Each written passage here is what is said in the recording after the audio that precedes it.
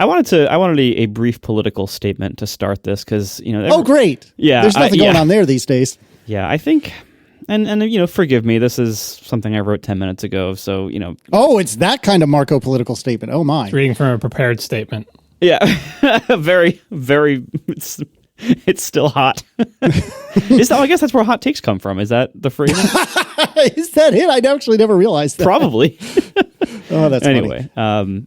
A lot of people are very upset right now with what's going on with the inauguration, the beginning, and all the executive orders, and it's going to be rough for a while. And I think what we have to try to keep in mind is that the Republican agenda is wealth transfer to the top.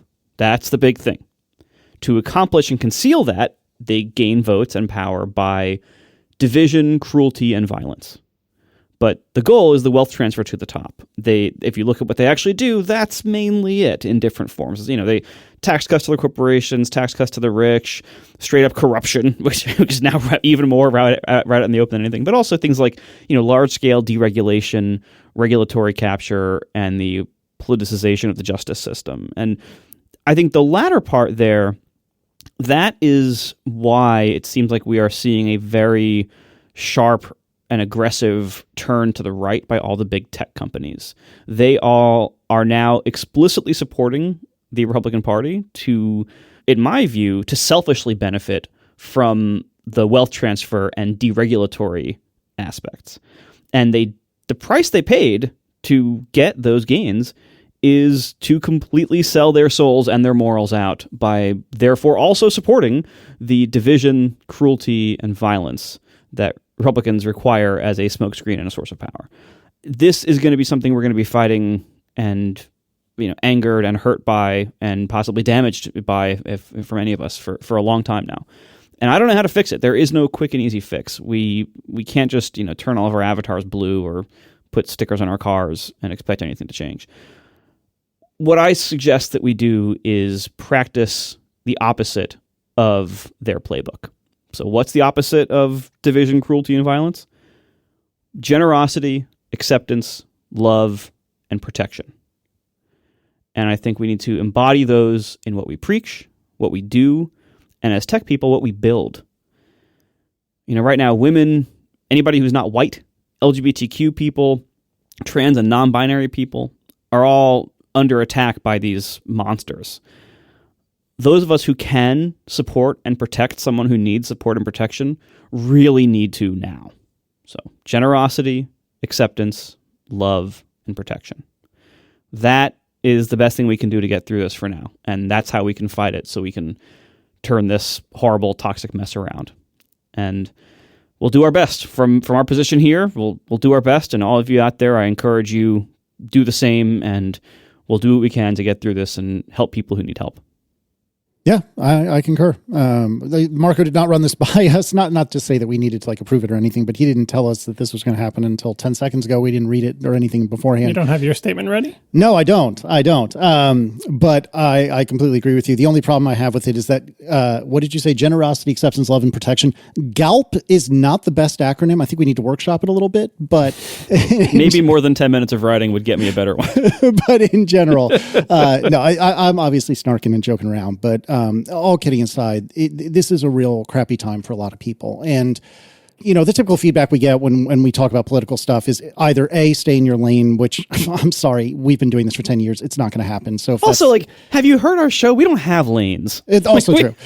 So the feedback is typically A, stay in your lane, or B, haha, you liberal snowflakes. It's not going to bother you. Who cares? And on the surface, there's a little bit of truth to that because, we're three cisgendered white dudes that have a couple of shekels to our names. And so I'm worried about people that I care about and love, and people that I don't know, but I still care about, like Marco was saying. And I think that the announcements and proclamations and executive orders of the first 24 hours make it clear what their priorities are. And that's hate and anger and division and all the things that Marco was talking about. It's all awful. And so I completely agree that what Marco was saying is true. Remind me of generosity, acceptance, love, and what was the last one? Protection. Thank you. There we go. I couldn't agree more. And we'll workshop a good acronym for it, or a good twist of those 4 letters. But Could be GLAP. GLAP is not great either, but we'll work on it. Plag, maybe. But truly, you're exactly right. And also, what we saw last time this administration happened, what we saw last time was basically a bunch of fire in motion constantly. That, for those of you who don't remember or have mercifully blocked it out of your memory, basically every day of that administration was a scandal of some sort. There was something new every day. Can you believe what he said, did, whatever, today? We got all riled up and angry, and for most of that time, that was for nothing. We got all riled up and angry, and that mainly just cost us happiness and mental health. So if you are really involved in politics and love reading the news all the time and hearing all this stuff day to day, that's up to you. I'm not that way. I found that it cost me dearly in stress and mental health and everything, and I had to pull back from the news. The scandal of the day is going to keep changing. So you can keep stacking up those blocks and staying really cranked up and mad and scared and just feeling powerless. You can feel that every single day if you want to pay attention to all this stuff. I suggest reconsidering that. If you are not a politics wonk, and if you are not a politics enthusiast, and reconsider how much of your mental health you want to give these monsters. It is not your civic duty to follow everything that they do, to get mad at every single thing that they, every single gaffe or awful thing they do. It is not your job to yell about it and get mad at every single little thing, because they're going to just keep adding stuff every single day. It's not going to stop. That is how these monsters govern. It is by distraction and smoke screens, and I heard the term flooding the zone, which I think is a sports thing. That's how they govern. It's by just an endless barrage of scandals, because by the time anybody can think of anything to do with one scandal, 3 more have piled on top of it, and nobody can even keep up. You don't have to participate in that. You can choose to focus on what gives you the life that you need and want. You can focus on your own mental health and protection, and focus more on the general themes of where we want to go, and help people, protect people. You can do all that without paying super attention to every single daily scandal, because that's not a happy place for anybody. I just want to clarify that what I think Marco is not saying is that, boy, isn't it nice that we don't have to worry about this because it's not going to affect us, right? That's not what I'm saying, by the way. I think it will affect us, just differently. If you're, I know, but people are going to hear what you said and they're going to think that's what you were saying. So I just want to clarify. The idea is not to say, I'm going to bury my head in the sand because none of this is going to affect me. Haha. No, that's not the issue. The issue is that you should, like GALP says, I think it's a perfectly good acronym. You should be doing everything you can to counter the things that are happening, helping everybody that you can help, fighting against these things. That does not require paying minute attention to every little thing every person says. That's the difference. It's not just pretend it's not happening, go la la la, lucky you, you're so privileged it's not going to affect you. That is not the message. The message is fight against it on your own with your own efforts, and you know what the deal is. You know what needs to be done, right? Doing that does not require you obsessively tracking what every one of the people in the administration says on a given day. Also, special shout out to Jeff Atwood. Have you seen the stuff he's been doing? Mm-hmm. Oh, that is true. We should call attention to that. Oh, he donated something like $8 million or something like that? Yeah, so far, and is going to be donating more. So Jeff Atwood, he blogged under the name Coding Horror for years. He was also one of the co-founders of Stack Overflow. And he is just a super nice guy. He's like a nerd's nerd. Even though I didn't always agree with his blog as he was more Microsofty, he's still a really nice guy and a huge nerd like the rest of us. And he made a bunch of money off of Stack Exchange and has been donating tons of it to lots of good causes and promoting, people doing what they can, to help out. And so, yeah, special shout out. He's doing some really good stuff recently. So thanks to Jeff Atwood for being awesome. He seems like a genuinely good person. I don't know him well. I've only met him twice, but he seems like a really good person, and I really respect what he's doing. Yeah, couldn't agree more. And I had no idea until I read the blog post that we'll link in the show notes that he is from right around here. He's from another Richmond suburb and went to UVA, which is where Aaron went. So, even if he, wasn't doing amazing things, I would have a little bit of kinship with him for that. But he is doing far more good things than I am, which should be celebrated. Yeah, more people like Jeff Atwood should have a bunch of money because then they actually do good things with it. All right, let's do some follow-up. Apple has decided maybe these notification summaries aren't as great as we thought, and so they're going to pause them for news and some other things in the latest betas anyway. Reading from 9to5Mac, Apple has temporarily stopped showing notification summaries for news and entertainment apps as part of the iOS 18.3 developer beta released on the 16th. Here are the changes. When you enable notification summaries, iOS 18.3 will make it clearer that the feature, like all Apple Intelligence features, is a beta. You can now disable notification summaries for an app directly from the lock screen or notification center by swiping, tapping options, and then choosing turn off summaries. On the lock screen, notification summaries now use italicized text to better distinguish them from normal notifications, and boy, does that look ugly to me, but that's neither here nor there. In the Settings app, Apple now warns users that notification summaries may contain errors. Additionally, notification summaries have been temporarily disabled entirely for news and entertainment category of apps. Notification summaries will be re-enabled for this category with a feature software update as Apple continues to refine the experience. All this is well and good, except I'm really not in love with the fact that they're opting everyone into this beta software. Did you see that as well? I don't have a link for that handy, but yeah, so someone's saying that even 15.2, that macOS 15.2 turned it on by default. This is the question of like, when you upgrade to these new OSs, do you get asked, hey, Apple Intelligence exists, do you want to turn it on? And I think that it is a little bit extreme to say like, that Apple should ask you about this new feature. It's like saying Apple should ask me if they want me to be able to have this new features of the Photos app. What if I don't want face recognition? They just turn it on without even asking me. Like I know when a feature has anything to do with like privacy or is controversial in some way, people like, I want to be asked, but that's not a scalable way to release features. You can't make every single new feature you put in your software be opt-in and have to have an explicit thing that asks somebody, by the way, I added a new feature to my program. Do you want me to turn it on or not? Like as if people can just like a la carte accept your application as like, I'll only accept what shipped in 1.0. Everything else after that I don't want. And if you foist it on me, I'm going to be mad about it. That said, particular features can get a bee in someone's bonnet. Let's say they use something controversial like AI. People don't like for various reasons. Even something like face recognition, people can think it's privacy invasive, despite what Apple tells them about it not being. So I do understand the idea that, and betas, quote unquote betas, I do understand people feeling like in certain cases, they'd rather not have the thing turned on by default. But Apple Intelligence is such a fundamental part of Apple's software strategy, and it spans so many different features across so many different products. I don't think it's reasonable to say it shouldn't be turned on for me by default when I upgrade to the new operating system. If you don't like Apple Intelligence that much, A, you can go turn it off, which maybe you won't be able to do in the future or whatever. But B, don't use Apple products, because I have news for you. Apple Intelligence is not going away. It's not like they're going to say, never mind, we're not doing that Apple Intelligence thing anymore. You can think of every other feature that Apple has added to macOS. Like, I don't like notifications. I liked it better when there wasn't notifications or a notification center. Well, it didn't go away. It still exists. Every app can do it. You turn it off on off per apps. And if you really hate notifications, don't use iOS. Don't use macOS. They have notifications. It's part of the operating system. So that's how I personally feel about the Apple Intelligence stuff. In terms of it being on versus off, we'll get to the actual feature in a second. But people have different opinions, and this is a point where you can decide how much do you hate Apple Intelligence. Is Apple turning it on by default enough for you to change platforms? That's on you.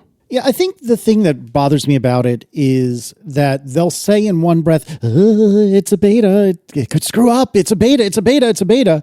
And then in the next breath, all their marketing is about it. And by the way, everyone's going to use it now. I feel like... Oh, yeah, the beta thing is totally like trying to deflect blame. As we've said last episode, if you ship it to everybody, like in the released version of the operating system, you can kind of say like, well, the whole operating system is not beta, but this one little corner of it is. But like at a certain point, when does it stop being beta? Like haven't they done this before? Wasn't Siri like beta for 3.5 years or something like this? Something like that. I mean, Siri's still beta. It's been like over a decade. Yeah, well, like they've left. I believe Apple has left the beta marketing label on many features for just ridiculous amount of time. So long that it's kind of like the interim CEO. Remember when Steve Jobs was iCEO, and people had forgotten like, oh yeah, is he technically still like temporary. It's like eventually they just got rid of the I. Eventually they'll get rid of the beta. But yeah, that labeling of the beta doesn't help anything. Disabling it for news is damage control. BBC is mad at you. Can you make them unmad at you by saying we won't do it for news? Like that's just, put out a fire. Like, can I make some big important companies not as mad at Apple? Sure, turn it off for news. And then they say, but we're going to turn it on again later when we've, quote, refined the feature. Well, like when everyone's calmed down, maybe they'll turn it on again later. The italicized text, like they got the little icon that nobody knows what it means except for people listening to the show. Italicizing the text, does it make it seem like they're thinking it? Like when you read a book and like the person's thoughts are in italic or something? Like, there's just no way that if you just showed somebody who is a casual user of a phone a notification and one of them's italic, I don't even know if they would notice one of them, especially when you don't see them compared. Like you just see a notification, you look at it and you're like, oh, I think they changed the font is what people will say. I don't like the new font if they notice at all. So that is just not a solution in any, like, and in some ways it makes it worse because there's one more really subtle thing about these notifications rather than what it should be is a totally unsubtle, this is Apple saying something. The BBC didn't say this. This is Apple saying this based on what it heard from the BBC app or whatever. But anyway, this just seems like something that is not going to make this problem go away. All right, Marco, you have some follow-up for us from, last week's post show, right, with regard to CarPlay. Yes. So I said in last week's post show, because there was a news item that BMW's next version of their iDrive system in their cars was not going to support dual-screen CarPlay. And I was like, I thought my car had really advanced CarPlay, and it doesn't support dual-screen CarPlay now. It turns out my car does support dual-screen CarPlay. So thanks to an anonymous friend of the show who informed me of this, and I went and tested it, and sure enough, yes, I do have dual screen CarPlay. What I didn't realize is that you have to have the center dial configuration showing its map mode for it to work. Oh, interesting. When that's there, then the middle screen will show the dual screen. But I also learned, and I think this is just true of dual screen CarPlay in general, that the second screen in the dial cluster will only show Apple Maps, and only during active navigation within Apple Maps. If you use any other map app like Waze or Google Maps, currently with their current versions, those do not show in the second screen.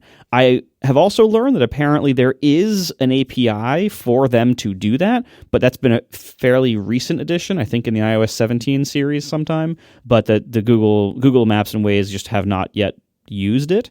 But so basically right now, if you have two-screen CarPlay, what that really just means is Apple Maps directions will show up on the second screen during navigation, and that's it. For me personally, that doesn't really help me that much because I don't usually use Apple Maps for navigation in the car. I'm more of a Waze person myself. But if you do, maybe look into that if that's relevant to you. And since we're in neutral corner, John, apparently Honda has decided that the two EVs they were going to sell, or they've talked about already, are not their only offerings. What else is on the table here? So this is an article from The Verge. It says Honda says the Acura RSX will be its first original EV. Reading from The Verge, Honda announced that its first original electric vehicle, that is an EV built on its own platform and not based on another automaker's tech like the Honda Prologue, will be the Acura RSX, due out in 2026. The RSX is based on the performance concept, which was introduced last year. That's with a capital P. It will be the first EV built on Honda's new vehicle platform and will debut the proprietary in-house developed Asimo operating system that was announced at CES. Honda's two battery electric vehicles in the U.S., the Honda Prologue and the Acura ZDX, those are both the same car under the covers, are both based on General Motors' Ultium vehicle platform. The Prologue, in particular, has been an early success for Honda, outselling its sister vehicles, the Chevy Blazer and the Honda the Equinox EVs. What is Equinox? It's the Chevy Equinox, right? Mm-hmm, yeah. Mm-hmm. The RSX will also be the first EV to be built at Honda's new factory in Ohio, where production is expected to kick off in late 2025. The $4.4 billion plant is a joint venture between Honda and LG Chemical, the Korean battery company. So we'll put a link to this in the show notes. You can see a spy shot of a lightly camouflaged Acura RSX. First thing to note, the Acura RSX nameplate, you may recognize that from the past because that was the car that Honda made a while ago, back in the early 2000s, to succeed the Integra. The Integra was a very famous small, sporty car. It came in two-seat and two-door and four-door varieties, but it was like a sporty hatchback. The RSX looks very much like an Integra, just not as nice. It wasn't as popular. It wasn't as good. But the point is, it was a small, like, usually two-door sports car. I think there was only two-door for the RSX. I don't think they made a four-door like they did with the Integra. Anyway, this is not that. This is another instance, like the Ford Mustang Mach, quote-unquote, Mustang Mach-E, where they've taken a name from a previous car that was popular, or I don't know, the RSX wasn't that popular, but the Integra was, and said, we're going to use that name, but what are we going to put it on? The only kind of car anybody buys, an SUV. So now there will be a car called the Acura RSX that is a four-door sport utility vehicle like every other car on the road. But the good thing is, it looks like a four-door sport utility vehicle. It has a rear window. I bet it has a steering wheel that's almost round. It has regular-ish doors. Like, it just looks like a normal car. Oh, and by the way, on the Prologue thing, first of all, I saw the first one of those on the road recently. It's very big. And second, I think it's hilarious that Honda essentially licensed a car from GM, and GM is selling it two times. They're selling it as the Blazer and the Equinox. And Honda is outselling them with its like reskinned, rebadged, re-interiored version of their car. They must be saying, it's our car. How are we not selling more of it than they are? And the answer is because people trust the Honda name and they don't trust General Motors, which is sad. But you reap what you sow. Anyway, I'm glad that Honda is going to make at least one non-extreme, let's say, electric vehicle. This looks like exactly the kind of car they would make. If you're going to make one car that most people buy, like, make it this shape because that's what people want, and I don't want it, but I'm glad that their EV platform is not only good for super weird looking cars with no rear windows and no steering wheels. Well, I'm excited for you to buy one in the name of the show. Allison Sheridan pointed out to us that there's another entry to the suddenly very robust 27-inch 5K monitor market. I am here for this. Yeah, finally. But somebody pointed out to us, shoot, I don't know if I can find that tweet recently. Oh, here we go. Tom Bullock writes, regarding third-party Mac monitors from last week's show, it would have been wild to see all of our reactions in 2016 or so to find out that the year when the dam would break on third-party 5K displays would be 2024 and 2025. Someday I hope there's a good story about what took them 10 years. The best part of that would be, and during that time, Apple will ship one 5K monitor, which is better than zero, but still. It's very good. Anyways, I digress. So Allison writes in with regard to the ViewSonic VP2788-5K. Such great names. This is a 27-inch 5K, same resolution as the ones you're used to. This has display HDR 400, which goes up to 500 nits, 99% DCI-P3. It has HDMI 2.1 DisplayPort, 2 Thunderbolt 4 at 100 watts, 2 USB-A, 2 USB-C at 15 watts, a height adjustable stand, internal speakers. It sounds decent, if not pretty good. The look of it is fine, but now Casey is interested because, gentlemen, $800 as per Dave Hamilton from the Mac Geek Gab YouTube channel. If it's $800, that is phenomenal value for money. This thing could be a piece of crap and I'd still buy 6 of them because that's so cheap. I mean, ViewSonic is a good brand and they historically have made good monitors. I remember them from the CRT days. Presumably they haven't gone entirely downhill since then. You can see some video of it. I think it was at CES, and Dave Hamilton's YouTube video will link. That $800 price is unconfirmed by ViewSonic, but that's what Dave Hamilton said in the video. So fingers crossed. Again, this is another example of no mini LED, no HDR, but if you just want, basically like the Studio Display, a plain, hopefully good quality 5K monitor in a not ugly case that is hopefully sturdy with a full complement of ports, no built-in camera or anything, but still like good, a good complement of ports. It's nice to see quote unquote PC monitors with Thunderbolt on them, right? There used to be like nothing no equivalent. You'd have to use some weird, you'd use like DisplayPort or some other connector that is not common on the back of Macs, but this one looks like it will just plug right in. So yeah, I don't quite know why they're all coming out. Maybe it's because like PC gaming cards are finally getting to the point with like DLSS and stuff like that, where people want to run games at higher than 1440, right? Or higher than 1080 and still get good frame rate. So now suddenly there's a market for higher resolution, or maybe it's just the standard like 5 to 8 year lag the PC market has behind the nice stuff in the Apple market. But I welcome their low prices. I do too.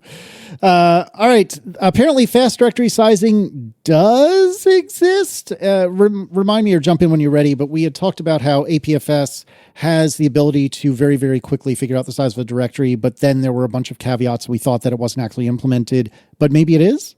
Yeah, so the fast directory sizing is not about figuring out the size. It's about constantly keeping the size on record up to date with all the changes that happen. So when you ever ask for the size, it's like, I already have that size. I've been keeping track of it. Nothing happens in this directory without me knowing about it. I'm the file system. And whenever something happens, I write it down in my little book.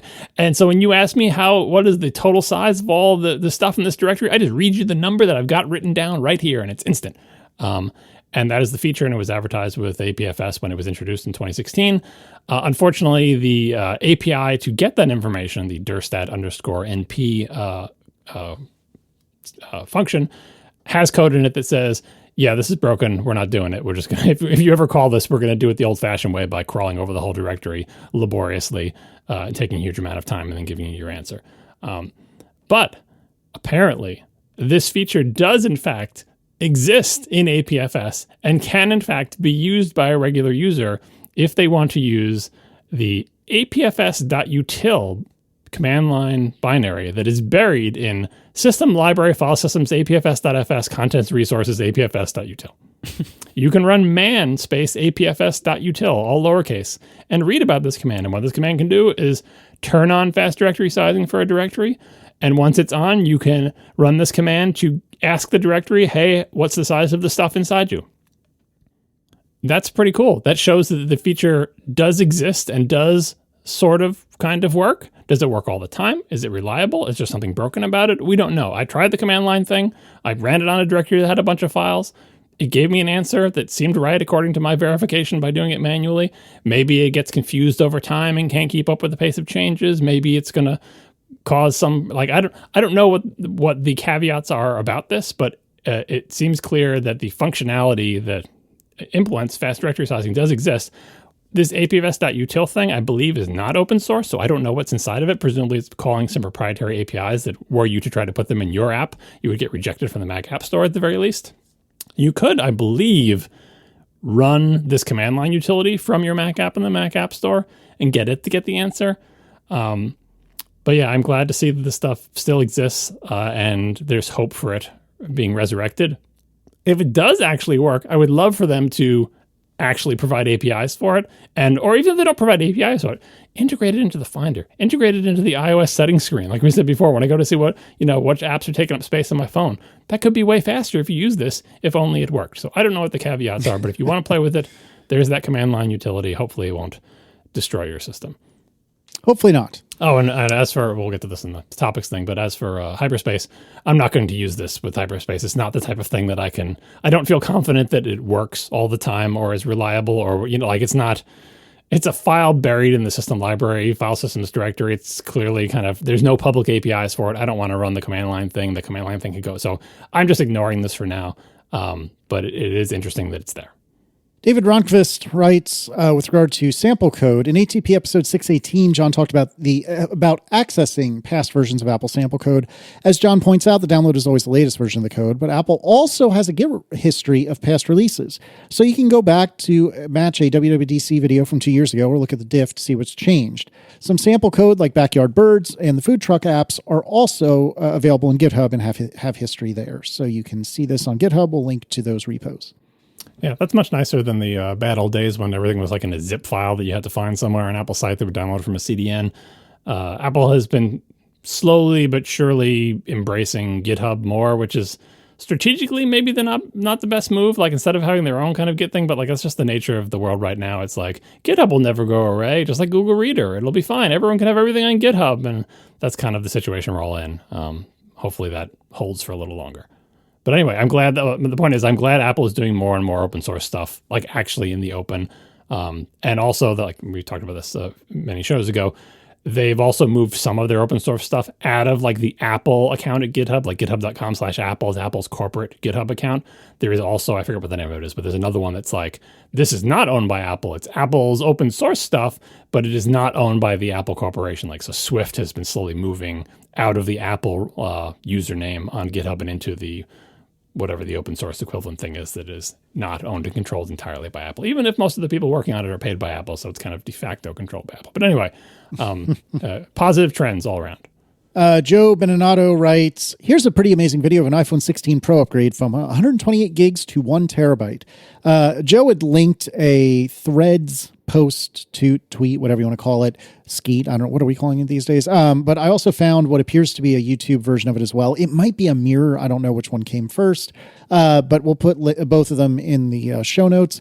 This was fascinating and a ton of work for something you could just have Apple do on your behalf. And I understand that it's expensive as crap, but this looked like hours of work to do this upgrade, but still fascinating. I mean, it was pretty speedy, but like the reason it's in here is because like we talked so much about upgrading the SSDs, like in those little modules and soldering the little things on the circuit boards made in France and like figuring out how to essentially like, can I make a cheaper version of the little thingies that are inside my Apple thingy so that I can get more stuff for less money?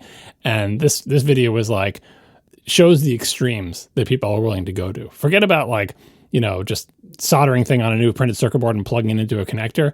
The technique they use on this one, it's the same type of thing. It's like a NAND chip. It's got a bunch of a big grid of metal contacts on the bottom of the chip, and that sits on top of the circuit board that has corresponding contacts, and that's how it works, right?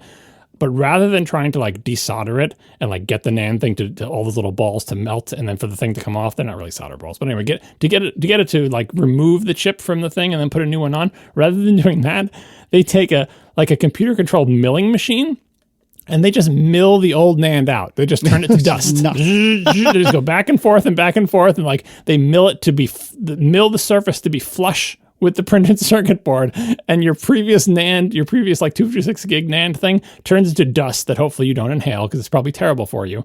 And then they clean the surface. Then they take a new chip, they drop it on there, solder it, epoxy around it or whatever, and then reassemble the phone. It is an amazing video to watch. It's kind of like watching, robotic surgery, so careful and such precision. Really like surgery, it's something that you really want someone who is skilled at doing because it is not easy. And the video is zoomed way in, so you don't realize just how small and how delicate everything is that's taking place in this video. I found it completely amazing. And yeah, big upgrade from 128 to 1 terabyte. Indeed. All right. And then finally, I wanted to call attention to a podcast that I think aired a week, maybe 2 weeks ago. I'm going to, my American will be showing, and I apologize to everyone who's listening across the pond, but apparently there exists a podcast called Table Manners with Jesse and Lenny Ware. I haven't a clue who these people are. My understanding is one of them, at least, if not both, are very famous in the UK. My genuine apologies. I just don't, I'm an ignorant American. What do you want to do? But Tim Cook was on the show, and I'm not aware of a video version, although apparently the whole shtick is they serve the person a meal and they talk over the meal and so on and so forth. This interview really ticked me off because this is the kind of interview that I think I would want to do with Tim Cook if possible, because they basically don't talk about barely anything Apple related.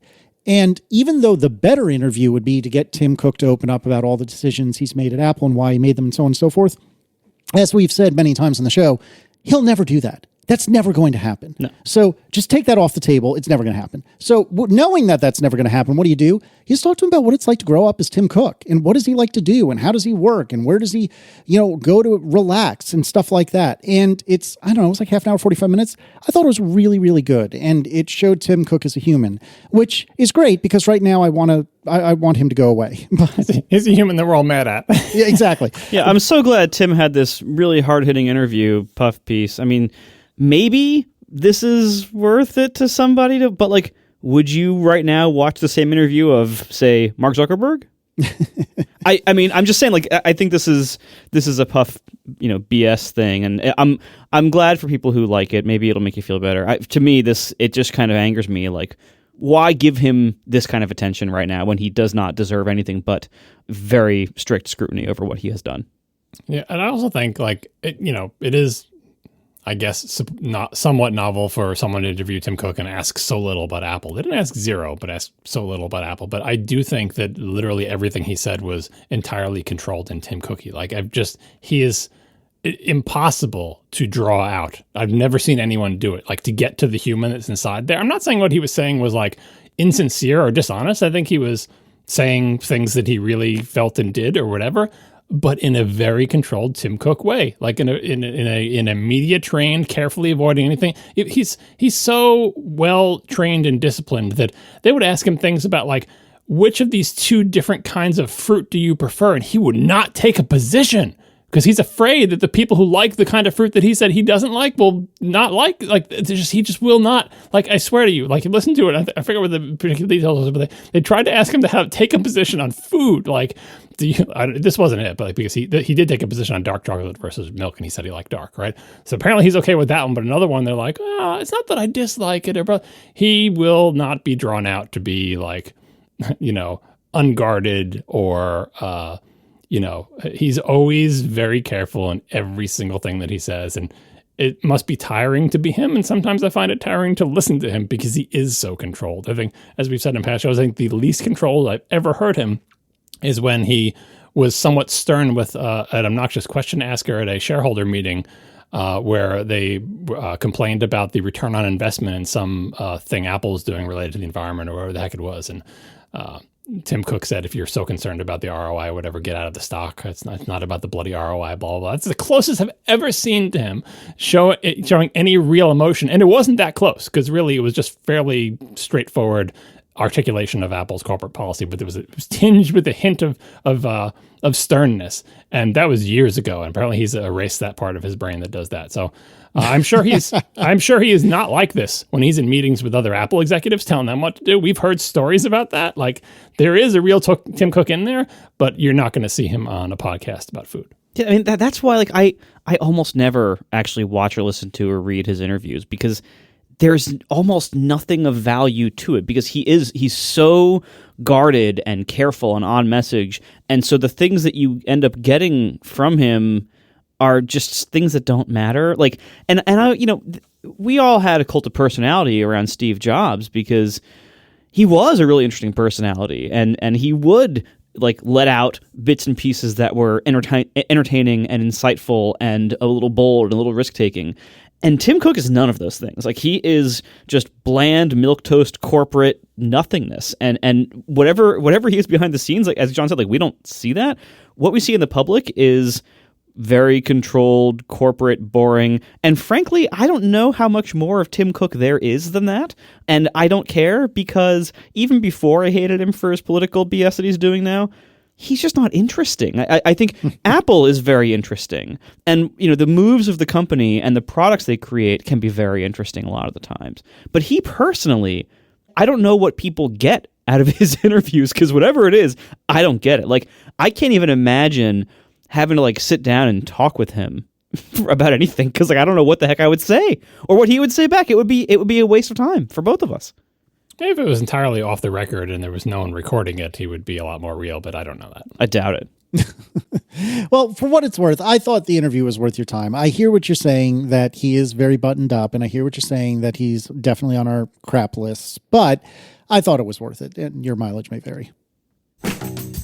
We are brought to you this episode by Squarespace, the all-in-one website platform for entrepreneurs to stand out and succeed online. Whether you're just starting out or managing a growing brand, Squarespace makes it easy to create a beautiful website, engage with your audience, and sell anything from your products to your content to even your time, all in one place and all on your terms. And Squarespace now offers design intelligence, combining 2 decades of industry-leading design expertise with cutting-edge AI to unlock your strongest creative potential. Design intelligence empowers anyone to build a beautiful, more personalized website tailored to your unique needs, so you can craft a bespoke digital identity to use across your entire online presence. And no matter what your business is, Squarespace can probably support it. Physical goods, digital goods, newsletters, podcasts, electronic, goods and services. If you're a trainer, if you are a consultant, if you're a coach, All of that, plus so much more, can be supported by Squarespace, honestly, very, very easily. Squarespace Payments is out, also amazing and better than ever. Onboarding is fast and simple. You can get started very quickly and start receiving your payments. And customers have more ways to pay than ever with methods like Klarna, ACH Direct Debit, Apple Pay, Afterpay, ClearPay, and so much more. You can see for yourself how Squarespace works for you by going to squarespace.com and starting a free trial. You can build your site totally in trial mode. See how well it works for you. When you're ready to launch, go to squarespace.com/ATP for 10% off your first purchase of a website or a domain. So, once again, squarespace.com, start that free trial, build your site in trial mode, see how it works for you. I bet you're going to love it. I've used it. My friends have used it. My wife uses it. I recommend it very strongly. Go to squarespace.com, start that free trial, build your site today. Go to squarespace.com/ATP when you're ready to purchase to save 10% off your first purchase of a website or domain. Thank you so much to Squarespace for being awesome and for sponsoring our show. John, take us through some Hyperspace updates, if you don't mind. I can prompt some of this. I had some questions. It looked like you wanted to keep my question for the end, which is fine, but tell me what's going on. Yeah. So last episode, I announced a test flight. It went out to all the ATP members. The people who were interested dutifully started installing it and using it and sending me feedbacks through all the various channels. And it occurred to me about halfway through the week that I had included my own little brown M&M in the test flight release notes. You two familiar with the brown M&M thing? Is this like a sex thing? Or? No. I think it's where you ask for like all green M&Ms or something like that on your rider just to see if people are paying attention to you. Yeah, kind of. Like the story is that the band Van Halen used to have this very long contract they would have with the venues that they would play their concerts in. And one of the things they would ask for is, and in our dressing room, we want to have a bowl of M&Ms, but there should be no brown ones in the bowl. Right. And it was the story went around in the 80s and it was like, oh, Van Halen, can you believe these like rock divas? And they got to have, they're so full of themselves. They want every little thing. They're just mad with power and just abusing the people who run the concert halls that they run in. But then the sort of later day sort of internet era turns out story about that is, well, actually, they put that in there. That was a real thing and it wasn't their contracts. And they put that in there because if they went into the dressing room and they saw either no bowl of M&Ms or a bowl of M&Ms, but the brown ones were not removed, they know that the concert venue did not really carefully read or take seriously their instructions. And that was important because a lot of their instructions had to do with safety about, we're going to have this light rig that's going to weigh this much and the stage is going to put this much pressure on these positions. And we have to have these kind of electrical outlets and so on and so forth for it to be a safe show. But I mean, it wasn't that big, but they had explosions going off and, pyro flames, things and all that stuff. They wanted the venue to actually read it and not just be like, yeah, rock band, we'll set your stuff up. You'll be fine. And so that was the supposed utility of the brown M&M clause, that it was just an easy way to tell, are they paying attention to our contract, or did they just not even read it that closely and don't even care about the details, right? I have nothing. I didn't intend to put a brown M&M in my release notes, but I did. At the top of the release notes in all caps letters is the thing that says it doesn't actually reclaim disk space, because that was the most important thing that people needed to know, because I didn't want to have a week of telling me that there were people running my program, but they weren't getting disk space back. So that's all caps. It's line number 1. I think pretty much everybody read that, so good job, everybody. Line number 2 of the release notes was a link. It was a URL. And that's where everything fell apart, because I don't think people followed that link or read anything else. They read the all caps line. They said, yep, got it. Good. Doesn't reclaim disk space, which is fine. But the reason I know is because if you follow that link, it goes to a bullet pointed list. It's got like 5 bullet points on the page here. And the very bottom of the 5 bullet points says the following: the icon is a placeholder. The final icon is still in the works. So every single person, and there are a lot of you, who sent me very long critiques about the icon. Now, they didn't think it was appropriate and I should really think of something else. You didn't read the part about the brown M&Ms. You read the all caps part about how it won't actually reclaim disk space, so I thank you for that. But that brown M&M is in there. So I just wanted to tell everybody, if you're listening to this podcast, the icon is temporary. I actually think it's pretty good, to be honest with you, but that's neither here nor there. Yeah, I just wanted people to know it's temporary, because so maybe week 2 we'll have a different thing. All right, next item, test flight purchases. This was probably the biggest purchase-related piece of feedback I got, and as usual with anything related to in-app purchase, I have no idea what's up. This is the first time that I'm doing this. Here's the deal. People who are outside the US would tell me, hey, I tried to do your test flight purchase. I dutifully read the release notes and I know it's not going to charge me any real money. So I clicked the purchase button in test flight. And it didn't work. It said, oh, this is not in the German store, or it's in the US store. Do you want to change stores? And it would pop up a dialog with a change store button. And I would click the change store button and it would have me sign in and I would change to the German store. And then it would say, cannot reach App Store. And I just want to clarify two things. One, all of those dialogues, the whole thing about you can't do it in the store or change store, blah, blah, that's all Apple stuff. I am not producing those dialogues. That's all Apple, right? I don't know how they're supposed to work. All I know is that people are telling me they don't work. All the things that I was able to check seem fine. My app is, in theory, available in every single country that Apple allows it to be available in. All the in-app purchases are available in every single country. Like I just double, triple, quadruple checked. Like, yes, nothing is restricted. Everything is everywhere.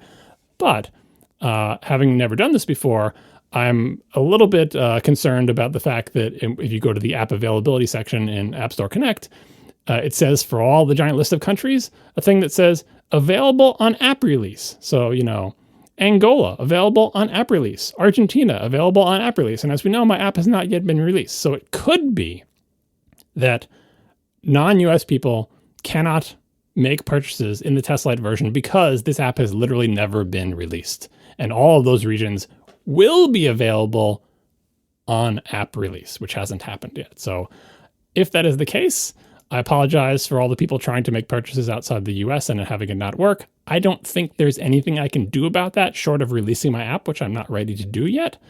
But yeah, that's my guess about the deal. Do either of you two have any clarification on this? No, and I don't remember this being a problem for me. And I definitely had users in other countries, test flight beta testers in other countries. So maybe this is a macOS thing. I'm not sure. It wouldn't surprise me because a lot of stuff on macOS is way jankier. So here is a little tidbit because a couple people did say, I'm outside the US and it worked fine for me. So then I'm like, well, I don't know what the heck to make of that, right? One person did say this. They said, earlier today, I reported an issue with the purchase flow due to an incorrect country setting. Although I've never encountered this problem with other test flight apps, I managed to resolve it here. I clicked on Restore Purchases, which prompted a login window. I logged in using my normal Swiss account, and while there was no feedback and no changes were apparent, the purchasing of the app now worked. So if you're out there trying to purchase it and it's not working, you can try clicking the Restore Purchases thing and see if that solves the problem. I don't know if it will. I'm maybe 50% confident that when I release the app, all these issues will go away and it will be fine. But I guess we'll find out. I've asked around. I've tried to do research on this. I've tried to look at Apple's documentation. Ha, ha, ha. Yeah, good luck with it. So I don't know what the deal is, but I will tell everybody, if you're outside the US, you may not be able to purchase it. You can try the Restore Purchases thing, right? Second thing on purchases. Many people, maybe people who are new to test flight, since we've got a lot of test flight testers here, wrote in to tell me that they thought that my app should not prompt them for their Apple ID password, and instead should use Touch ID. And by the way, the dialog that appears asking for their Apple ID password is super janky and scary looking. I agree. Guess who makes that dialog box? Apple. Everything you see in the purchase flow, all those dialog boxes, that's not me. I'm using the standard Apple thing, which is like, okay, go do purchase. And then Apple throws up a bunch of UI. And yes, for whatever insane reason, as far as I know, this has always been the case, both on iOS and on macOS. When you try to make a test flight purchase, does it let you use Touch ID? Does it do password autofill? No, it makes you type in your Apple ID password. Why does it do that? I don't know, but it does. And it makes you type it into a terrible text box that looks like it's totally fake. And Apple is producing that. It's one of the reasons why I end up uninstalling test flights. Like I'll go back and forth between the call sheet test flight and the call sheet real one because test flight purchases expire on an accelerated rate. I just never want to have to, the test flight is, I have to repurchase the test flight. I got to type in my Apple ID. It's so painful. There's no way around it. That's just the way test flight is. It's part of the pain of being a beta tester. And there is pain. There is pain in being a beta tester. I know, but I've got so many beta apps on my phone. It's annoying. I acknowledge it's annoying. How many years has it been like this? Since the existence of the Mac App Store? I think has it always been like this on iOS too?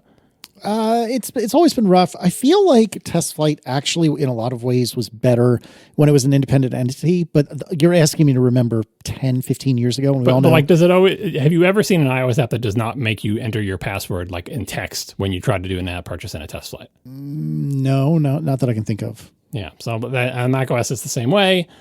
And everything does look worse on macOS, but in both cases, it's just like nothing else in the system ever asks you, like if you have like Face ID or Touch ID or whatever, like nothing else ever asks you to type in your password. And then all of a sudden, here's this beta thing doing it. It looks so janky, and I agree it's janky. I wish Apple would fix it. But just to let everybody know, welcome to Test Flight. It's not the same as real apps. And it's bad. All right, what else? So the other major thing that I spent the week fighting with is my review window. When I was first making this app, I was like, okay, you pick where you want to scan your files, you scan them, and then, you want to reclaim space from them. But in between there, it would be nice if you saw, well, you just did the scan and you told me you found a bunch of files. Can I just see what those files are? Because maybe I don't want you to do all of them, or even I just want to see it, like just for visibility. Like I want to review. What have you found before we continue to the part where you reclaim space, or pretend to in the case of my Test Flight app? So thus was born the review window. It just, here's all the stuff I found. And you can remove things, and, that's the point of the window. It's like for you to take a look at what I found and for you to maybe decide you do or don't want to include certain things.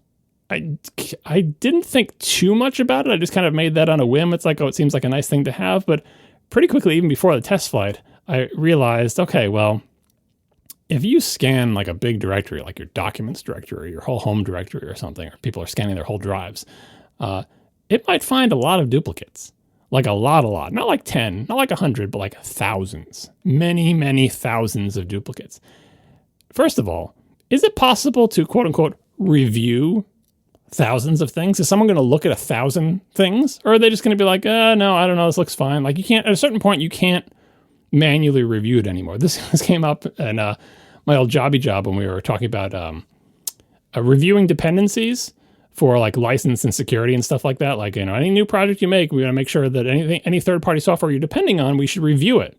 There should be a human review process to make sure that like you're not using some software that you're not allowed to use because of its license, or that has some security problems or whatever. So we should have a process of human review for all software dependencies, which sounds totally sane and like a thing that a company would do as a policy. But I know a lot of you right now are already thinking the same thing that I am, and maybe Casey's thinking as well. Node modules. Guess how many third-party dependencies any kind of non-trivial Node.js application has? Thousands. 1 trillion. Thousands, literally thousands, right? There's no way to avoid it. And so now, are you going to have human review of thousands of dependencies? And also each time all those dependencies are updated? At a certain point, human review breaks down. But nevertheless, I still wanted to have a review window. It was like, look, if you want to look at them, they're there. Put a search field in the review window. So if you're looking for something, if you're like, I want to make sure it's not doing anything with my whatever files, type this in some search query, narrow it down, find that thing, uncheck the checkbox next to it and say, yeah, I don't want to do these things or whatever. And yes, I'll probably add an excludes feature at some point, but probably not in 1.0. Anyway, so I made a review window. I put a search field in it. And then I ran into, the brick wall that is SwiftUI performance. Because like everything else in my app, this was a SwiftUI window. And I was asking SwiftUI to show potentially thousands of things. At the very least, it's going to be thousands of checkboxes or some other control that says, yes, do this or don't do this, right? And also it's going to be thousands of file names and probably file paths to say, what am I checking or unchecking? Where is this file?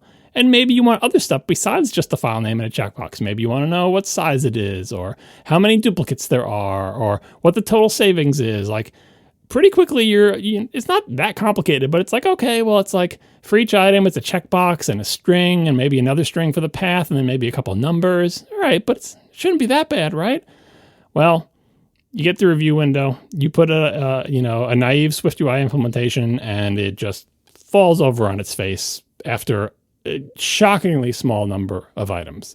You can pull up the page, usually with a small number of items, but even scrolling through 100 or two of them painfully slow, right? So then you're like, all right, so what can I do for SwiftUI performance? How can I enhance this? What if I use the lazy version of everything so it doesn't have to load the thing up front? Because if you use the non-lazy one, it's just you get a beach ball like trying to load a few hundred things or whatever. So you use the lazy version, it loads fast. Scrolling performance is still not great. Still, you're moving the scroll thumb up and down. You're like, oh, I can see them like lazily loading, and it's all jerky. And it's just like, oh, can I show less stuff? What can I do to make this better? And so I spent a while fighting with that. One of the ideas I had was maybe I'll do like lazy loading on top of lazy loading. So I'll show you the first 100, and then when you get to the bottom of the 100 list, I'll have like a little load more button, and it will load more, right? But of course, if I just let you keep loading more, it'll just get long again. So I have to pull off ones from the top. So if you hit load more 2 times, it'll pull off 100 from the top. That didn't really help. I implemented that, and I was like, well, it's still like even just with the 100 window, the scrolling is not smooth. Like it's just not good. I was like, okay, well maybe I shouldn't use like lazy VStack. Maybe I should use list because list is supposed to be for big lists of stuff. So I re-implemented the window in list instead of using lazy VStack. This is all tech terms or whatever. And it just suffice it to say, I'm rewriting this window in multiple different implementations. I tried a list that has a different set of trade-offs. It's supposedly also lazy. But it doesn't seem any smoother than lazy VStack. In fact, in some ways it's worse. You have less control over the items that are in it. Maybe it's better on iOS. I don't know, but on macOS, it wasn't that great. All this time, I've been resisting the give up and use AppKit approach. But I also decided, okay, well, let me see what an AppKit approach to this would look like. Just using AppKit for the scaffolding and still having each individual item be a SwiftUI view. So I did that. Didn't really help. It was a little bit better, but because every individual view was a SwiftUI view, you're still in the end loading, n SwiftUI views for n items, even though they're contained in an AppKit collection view or whatever the thing you have, which is also lazy loading. It is more efficient than the SwiftUI things, but not quite the same. And I think Marco's first advice when I first saw this screen was slow. He's like, you should just do this in AppKit. I'm like, oh, it's going to be a lot of work to do in an AppKit. But like, here I am, I'm on implementation number 4. Right, I've done it. I've done it with VStack, lazy VStack, list, collection, AppKit collection view with SwiftUI views inside of it. And you know where I ended up? Well, let's write it in AppKit, which I was resisting because this is literally the most complicated screen in my entire app. The stupid review window. It is. I mean, not that my app is that complicated, but of all the screens in my app, this is the most complicated. And now I am rewriting it for a 5th time. Wrote it in just straight AppKit, NS table view, the old ways, still in Swift, obviously, but yeah. And the performance was better, a lot better. I still kept a SwiftUI view for the detail pane. That's one of the changes I made halfway through is like, look, I got to get less stuff on the screen for multiple reasons, but not the least of which is that it kills scrolling performance. So what if I have like sort of a list of the individual file groups and then a detail view that when you select one, you see more information about it. So you only ever need to have one detail view, and then you have the big scrolly list, which is supposedly simpler. That's the design I've stuck with. I re-implemented it all in AppKit except for the detail view that I left in SwiftUI. I bashed my head against that for a while, and the performance is much improved, as they say. That's like, a glimpse into a week of development on a pure SwiftUI macOS app. I don't think what I was asking you to do was that big a deal. Although some people, like the testers out there, they're trying hard. I had one person who had a review window with 150,000 items in it. Oh my! And that person tried, I think, most of the different versions of this screen that I made, and would tell me when it was not cutting it, right? And so I think the new one can handle that, and it's okay. But some point during this whole week of me banging my head against this screen, a thought occurred to me, and it's going to spawn a slight side discussion here. I want you guys to go to this URL. This is web-based. Oh, no. Can you scroll that web page for me, please? Yeah, it scrolls really damn fast. Are you going to write it in WebKit? Is it smooth for you? Does it seem smooth? Oh, no. Can you load that? Can you load that on your phone? I presume I could. On your phone? Oh my god! Are you asking me to do that? Can you see how? Yeah. See how it works on your phone? Maybe. Oh my god! god! Hold on. You're going to do this with WebTech, aren't you? Wow, it's really fast. Does it scroll okay? Does it seem smooth? Did it load fast? Sure did. Oh my God, you're going to do this with WebTech, aren't you? I'm having them load a web page because I'm banging my head against, Swift UI, AppKit, NS Collection View, NS Table View, Lazy VStack, List. The performance is crap. I'm on a Mac Pro with 192 megs of RAM. I'm like, why can you not scroll a list? I don't care if it has 10,000 items in it. Why can you not scroll this list? What's the problem? It's just text. It's text and it's checkboxes. And I'm like, I could do this in 2 seconds in the web tech. Now, granted, I was a web developer for 25 years, so I have a little bit more of skill in that area. But I'm like, I could do this. I know this would work fine in a web page. Like this, I'm not asking too much, right?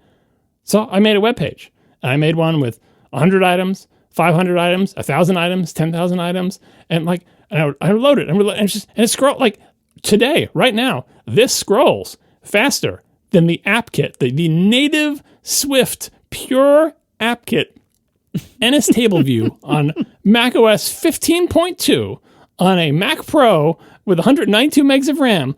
This web page loads instantly and scrolls perfectly smoothly with an equivalent number of items.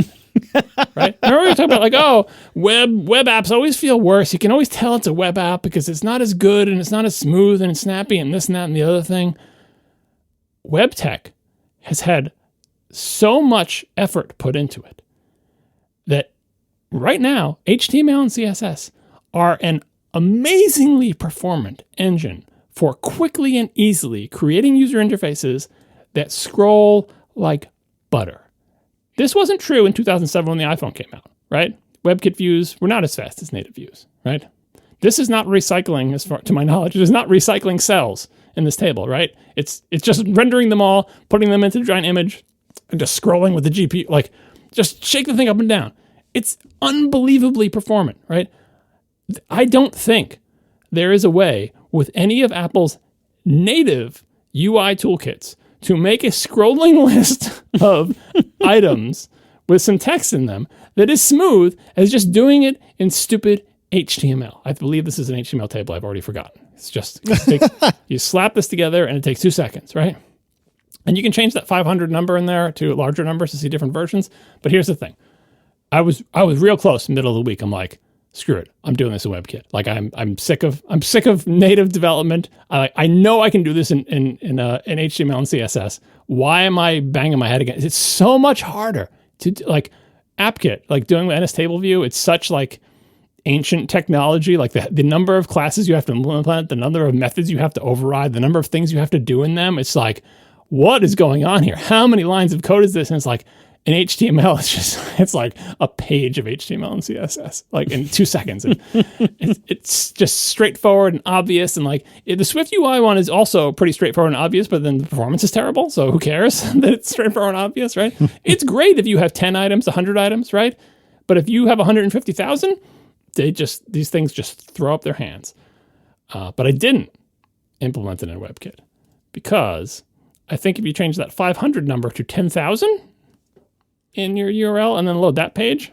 Oh, it drops out. Yeah, it kind of gives up after a certain point and you just get blankness. Now, I can tell you that will eventually load all of it. And then once it does load, it'll be smooth. And even while it's blank, it'll be smooth. What we're saying is if you scroll this list, all of a sudden the list disappears and then there's no more list. Like then you're just scrolling. It's fine on my desk. You guys got to get better computers. Oh, by the way, Chrome does it way better than Safari. So if you load that page in Chrome, much better job than Safari. But Safari on both the Mac and on iOS, when you load the page with 10,000 or more items, it just stops drawing it very quickly. Now, like I said, eventually it will all load in. And God knows how much memory it's taking. This is a consequence of it not being lazy. But this made it a non-starter for me because as slow and janky as it is in Swift UI or in AppKit for 150,000 items, it does actually load. You can actually scroll. It is just jerky and slow, right? WebKit at a certain point says, nope, check please, not going to do it.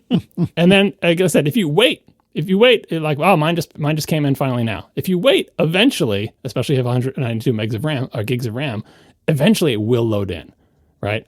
And eventually you can scroll your list of 10,000 items and it will, it's a little bit blinky and stuttery, but it's still pretty smooth. John, have you tried this on Tina's computer? I'm not trolling you right now because the performance problems you're describing on your computer, I'm not having on mine. I tried it on you can see the same thing on the phone too.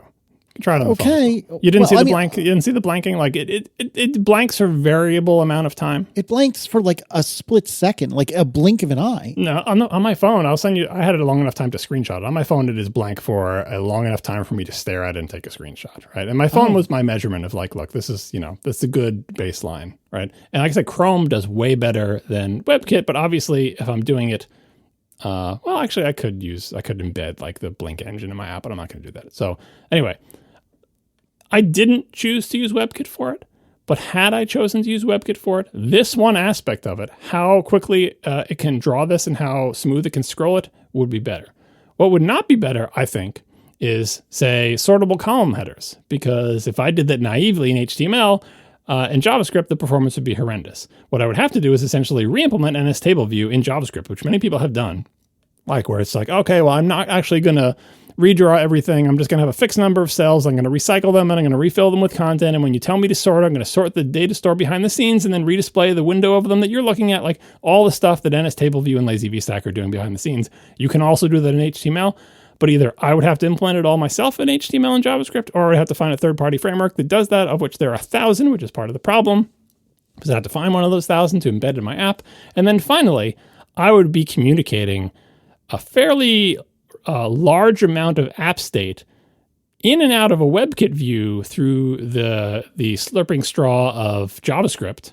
And I did not relish that. Even doing it the way I did it, where I have AppKit and Swift UI views communicating and both trying to manipulate a fairly high volume of data in real time, up to sync everywhere, that was difficult enough to do it between Swift UI and AppKit. Throwing WebKit into the mix would be even more difficult. But this is a good, interesting thing to note, that the conventional wisdom about quote-unquote native apps and how much better they are and how much better the performance is and how you can always tell when something is janky in WebKit.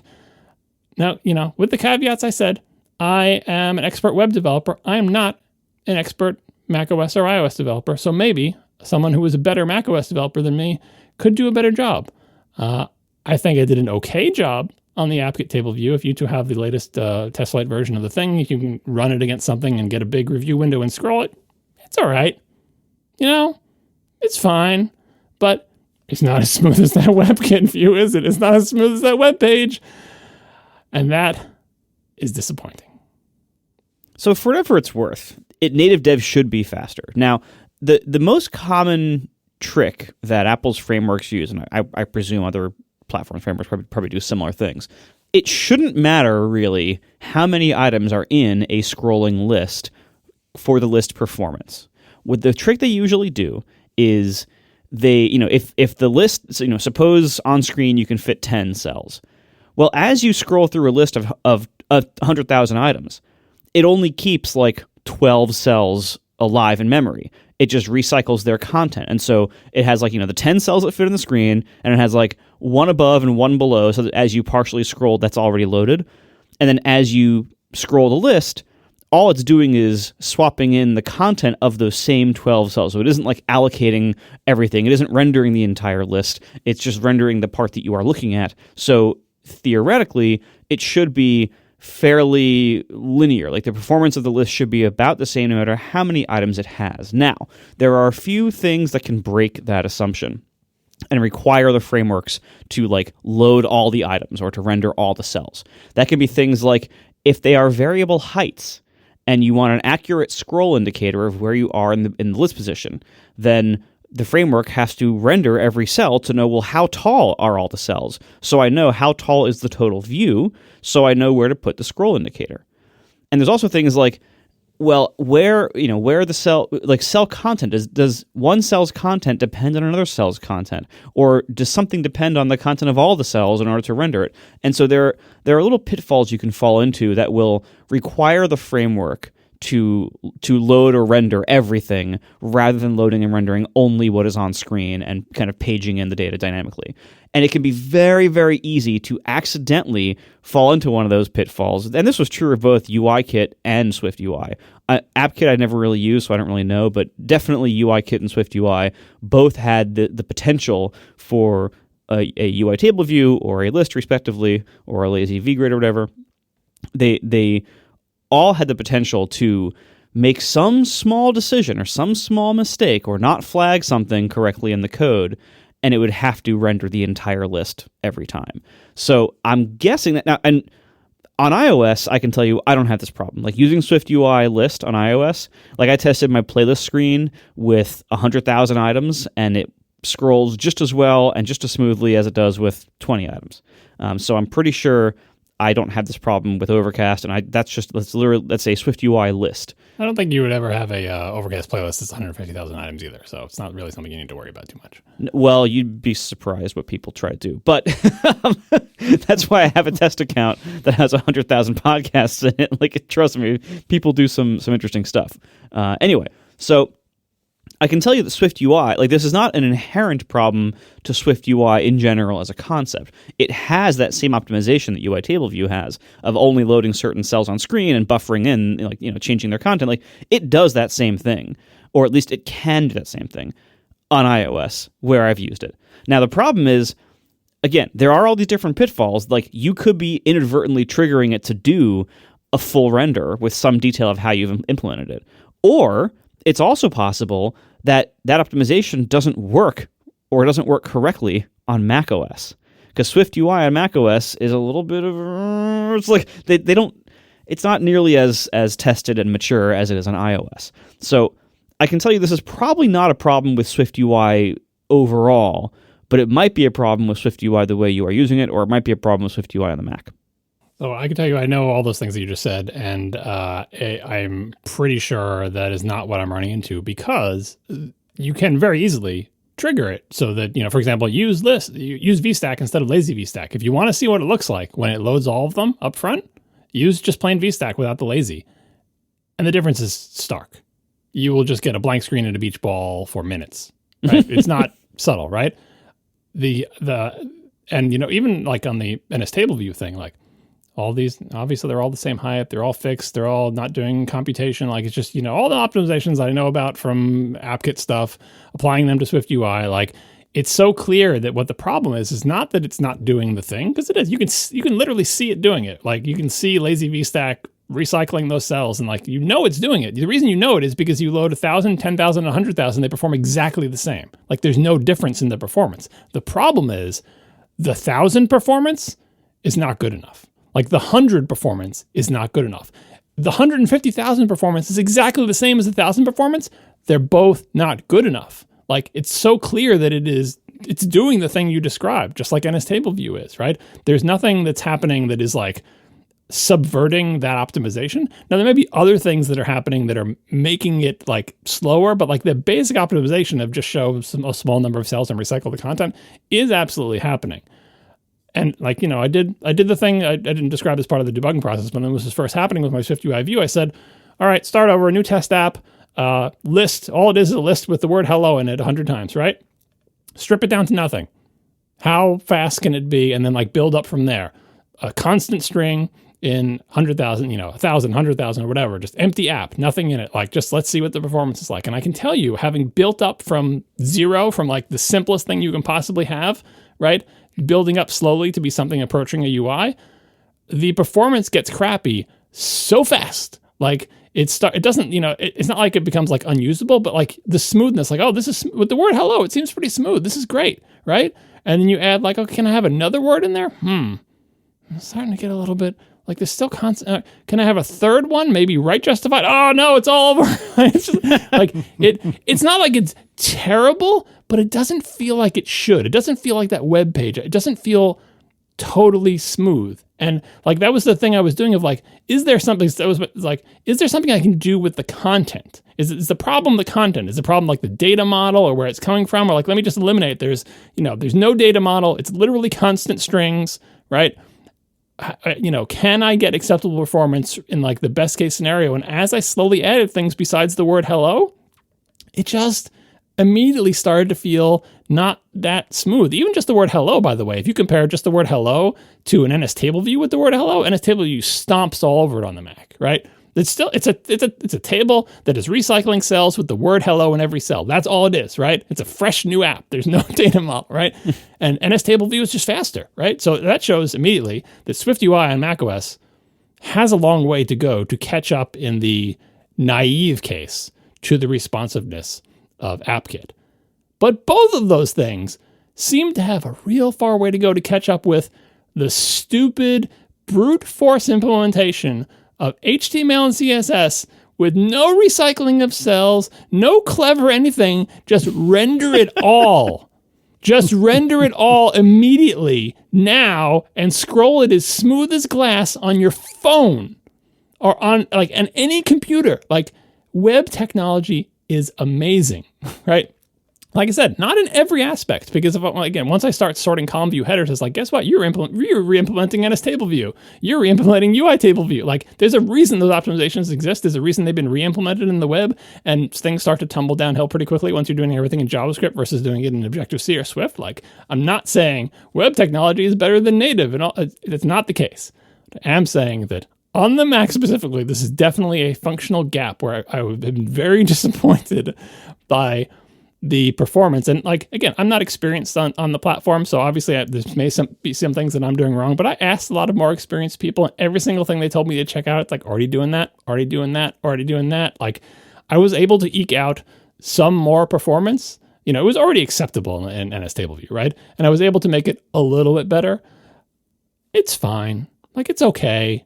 It just bothers me that any amount of effort should be required on the Mac with any of Apple's native platforms to try to match the performance of a naive HTML page that someone could slap together on GeoCities. It wasn't fast back in the GeoCities days, but anyone can learn HTML and type those tags in. They could be lowercase, they could be capital. You don't even have to close them right. The thing will just scroll like butter. So anyway, that was my journey this week on that screen. I re-implemented it at least 5 times, ended up at NS table view. The performance is now acceptable. That's probably what I'm going to ship in 1.0. May be revisited in future versions if I can get the WebKit thing to work, but probably not. Wow. That was a journey, John. That was a journey. Journey for me, man. Yeah, you want to rewrite the most complicated screen in your app 5 times in a week? Don't recommend. Nope. Do not recommend. I do not. I'll do the last 2 items quick. 1, I'm working on voiceover stuff. I'm lousy at it. If you two have any voiceover tips, please send it to me. I find it so hard to figure out where and how to put the right modifiers on the right elements to get it to say sane things when I use voiceover.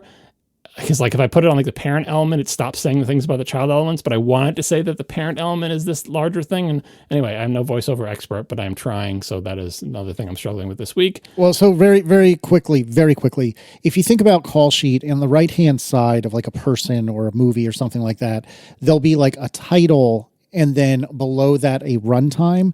And there are modifiers you can use to tell VoiceOver, treat these 2 things as one thing. So instead of saying, and I forget exactly how it works, but it would say something like, release date, title, October 24th, 2024.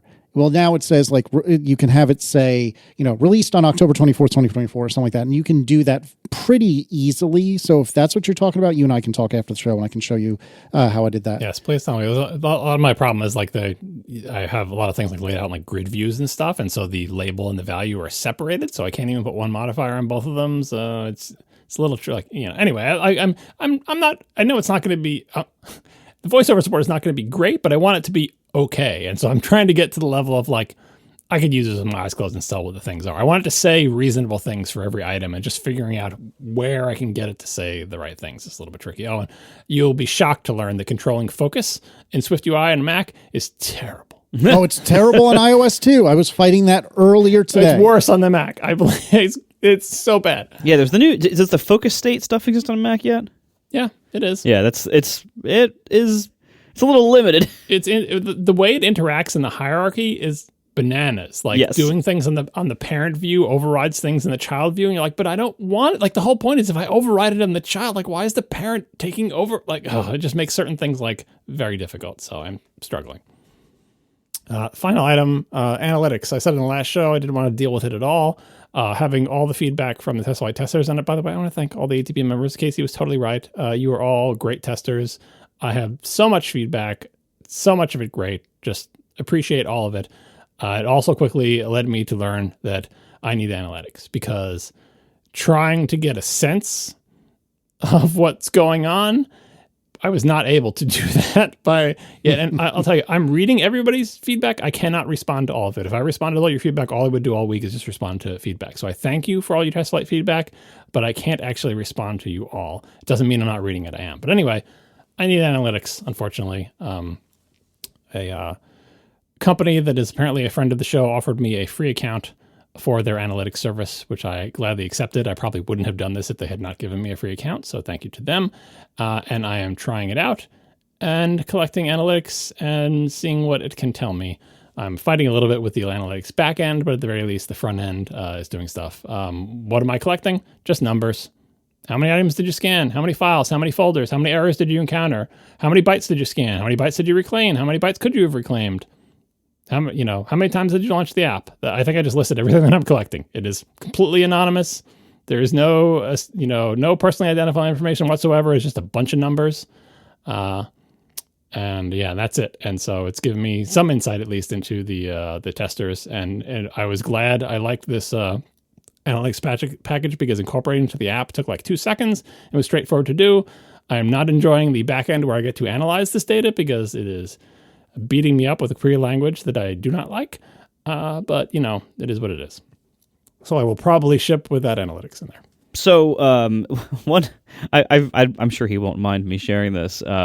One of the most ingenious things I ever heard from Underscore is that for one of his apps for analytics, he was just having the app just make a URL request to his server and encode a bunch of stuff in the URL. Now, this URL was actually not a real page on his server. It would just 404, which would be logged to the error log, which he could then parse. Yeah, I've done the exact same thing my whole career in web dev. Yep, that is a common thing. So it actually is like a reasonably easy. Absolutely, because if you're at a big company, you already have some system that is ingesting your logs, and like you can use it to analyze them. Just make an HTTP request, put data in the URL, and then take your thing you already paid for that's analyzing your logs, and it can extract stuff from the query string, and you can decode it and deparse it and decrypt it and slice it and dice it. Yep, it is the world's jankiest analytics system. Yeah. Yeah, and you can and if you think about what you need for privacy protection is basically don't associate anything with people's IP addresses. Like that at this context, that's basically all you need to do is don't have any kind of persistent customer identifier in those requests and don't associate IP addresses with them. You can make a custom HTTP log that has just these query strings for things of this format and logs it to a log that does not log IP addresses with a fairly straightforward Nginx or whatever configuration. Yeah, and that's all I want to know is I basically wanted to say what is the average number of files scanned per scan? So I just every entry is a number. I just add them all up and divide by the number of numbers. There's my answer, right? That's it. I'm literally just logging numbers. But yeah, trying to sort of get a feel for that from people's screenshots was surprisingly difficult because not everyone sent one, and it's just getting a sense of them. What happens is I think the outliers stand out. That person who had 150,000 files is kind of an outlier. 150,000 duplicates, not 150,000 files. 150,000 duplicate files. I don't know. I even forget how many millions of files were scanned to get that result. But yeah, having the actual numbers is going to be convenient. So I will probably ship with that. Like I said, I'm pretty happy with the SDK side of it. Seems pretty lightweight, and the performance is good because obviously when you tell it to log something, it doesn't actually do it. It just puts in a queue and then flushes it later. It's all Swift 6 compliant, so it was a very simple and straightforward thing to put in there. So yeah, analytics, they are a thing, and we'll see how it goes. Oh, and the only other thing I put in there is I did put analytics for how many people click the help buttons. Did someone click a help button? And I'll just count up the app was launched 10 times and the help button was clicked 0 times. Stuff like that, Oh, yeah. And test flight testers, don't forget to pretend reclaim. Now that I know from the analytics, a lot of you are not pretend reclaiming. You're doing the scan and you get to see the numbers and you're like, done and done. Don't forget to click the reclaim button. Even though it doesn't actually get you disk space back, it does everything else. It does a whole bunch of work and then just throws the work away, right? But I want you to make it do that work, because in the course of doing that work, it will encounter errors, and then you'll send me those errors and then I'll fix them. Or try to fix them or whatever. So please, the ratio of people scanning to hitting the reclaim button is very low. Please do the fake reclaiming. I know it will not actually reclaim space. It seems like a waste of time, but it really helps me, because you could do that reclaim and then tell me it crashed the app. It did this. Like, that's beta testing. It broke my computer. Hopefully it won't break your computer, but beta testing. If you don't want to use a beta, don't sign up for a test flight. Guess what? Test flight apps, they have bugs. So to release apps, so don't tell anybody. But anyway, test flight apps definitely do. So if you are a brave tester and you want to be a brave tester, click that reclaim space button and then cross your fingers and let me know what bad things happen. By the way, I think for pricing, like we got a bunch of feedback on how you should price this. I've got a ton of that through test flight as well. Yes. Yeah. What I have come around to being the best price is a consumable IAP price per reclaim. Isn't that what I said? Yes, I think it is. But and come on, man. I know. I'm just saying, like, upon further thought and upon replaying Casey's argument in my head over and over again. Definitely, that's how I was convinced. Upon further thought, I do think, like, given all the trade-offs, given your desire for ongoing revenue, given how you want to be able to fund future things and make the app better to be able to reclaim more space and everything, and because of the nature of it being like, most people are going to have most of the value be like this one-time upfront thing. I think about, a kind of similar but not quite market is those like SD card data recovery tools, where those are almost always like you don't get a free trial for your SD card data recovery tool, because chances are, if you have a need for that kind of app, you need it right now, probably once, and then you'll never use it again. Or maybe you'll use it again like 5 years from now, where you will again like desperately need it right now. So those apps are priced and are structured such that, like, all their value is upfront. So they don't like give you a week free or anything. You just have to pay for it if you want to recover the data. Maybe you can see the data before paying, but then to actually get the data, you have to pay. I think this app has a similar like customer value timing dynamic, where, like, as mentioned last time, for most people, the most value they will get out of this app will be captured the first time they run it. So I think having it be, you pay me, whatever it is, $10, like whatever it is, you pay me $10 to do the reclaim step. Like, I'll scan it, I'll show you how much you can reclaim for free, and if you want to actually reclaim this space, you pay me $10, $15, $20, whatever it is. I think that's the right move. And then if you want to reclaim, if you want to run it again in 2 years and get another 50 gigs, 100 gigs back, it's another $10. I think that's best. You could even then, if that is your model, you could even then also have tiered pricing by how much data is being saved. So, like, if someone's only going to save 20 gigs, maybe they can have that for like, $2 or $5. If someone's going to save, like in my case, when I scanned my NAS drive, and I could save 750 gigs. It's a good thing I didn't have the analytics on that, because you're really thrown off the average. Yeah, right. Maybe that's $20. Like, I think you can see that scaling. Like, maybe 100 gigs is $10. Maybe up to 100 gigs to 500. Like, what you could tier it like that. And then if I run it there and that gets me that reclaim, perfect. But if I have two computers, I think it kind of makes sense to pay for two different reclaims, since what you're paying for is literally, I am paying to get that amount of space back. So I really do think that is probably, there are ways in which it is not perfect, but I think that is probably the best price structure. And I think that will give you the most bang for your buck, so to speak. Like, I think that'll give you the best income, and I think it will be easier to do things like dynamic pricing to help align the value that the app delivers to the customers with how much they are then willing to pay for it. I think that the word best in the sentence, the best pricing structure for your app is doing a lot of work there. The least terrible pricing structure for your app. It depends on what you value. I have to say that the test flight feedback has not been as enthusiastic about this approach as you are.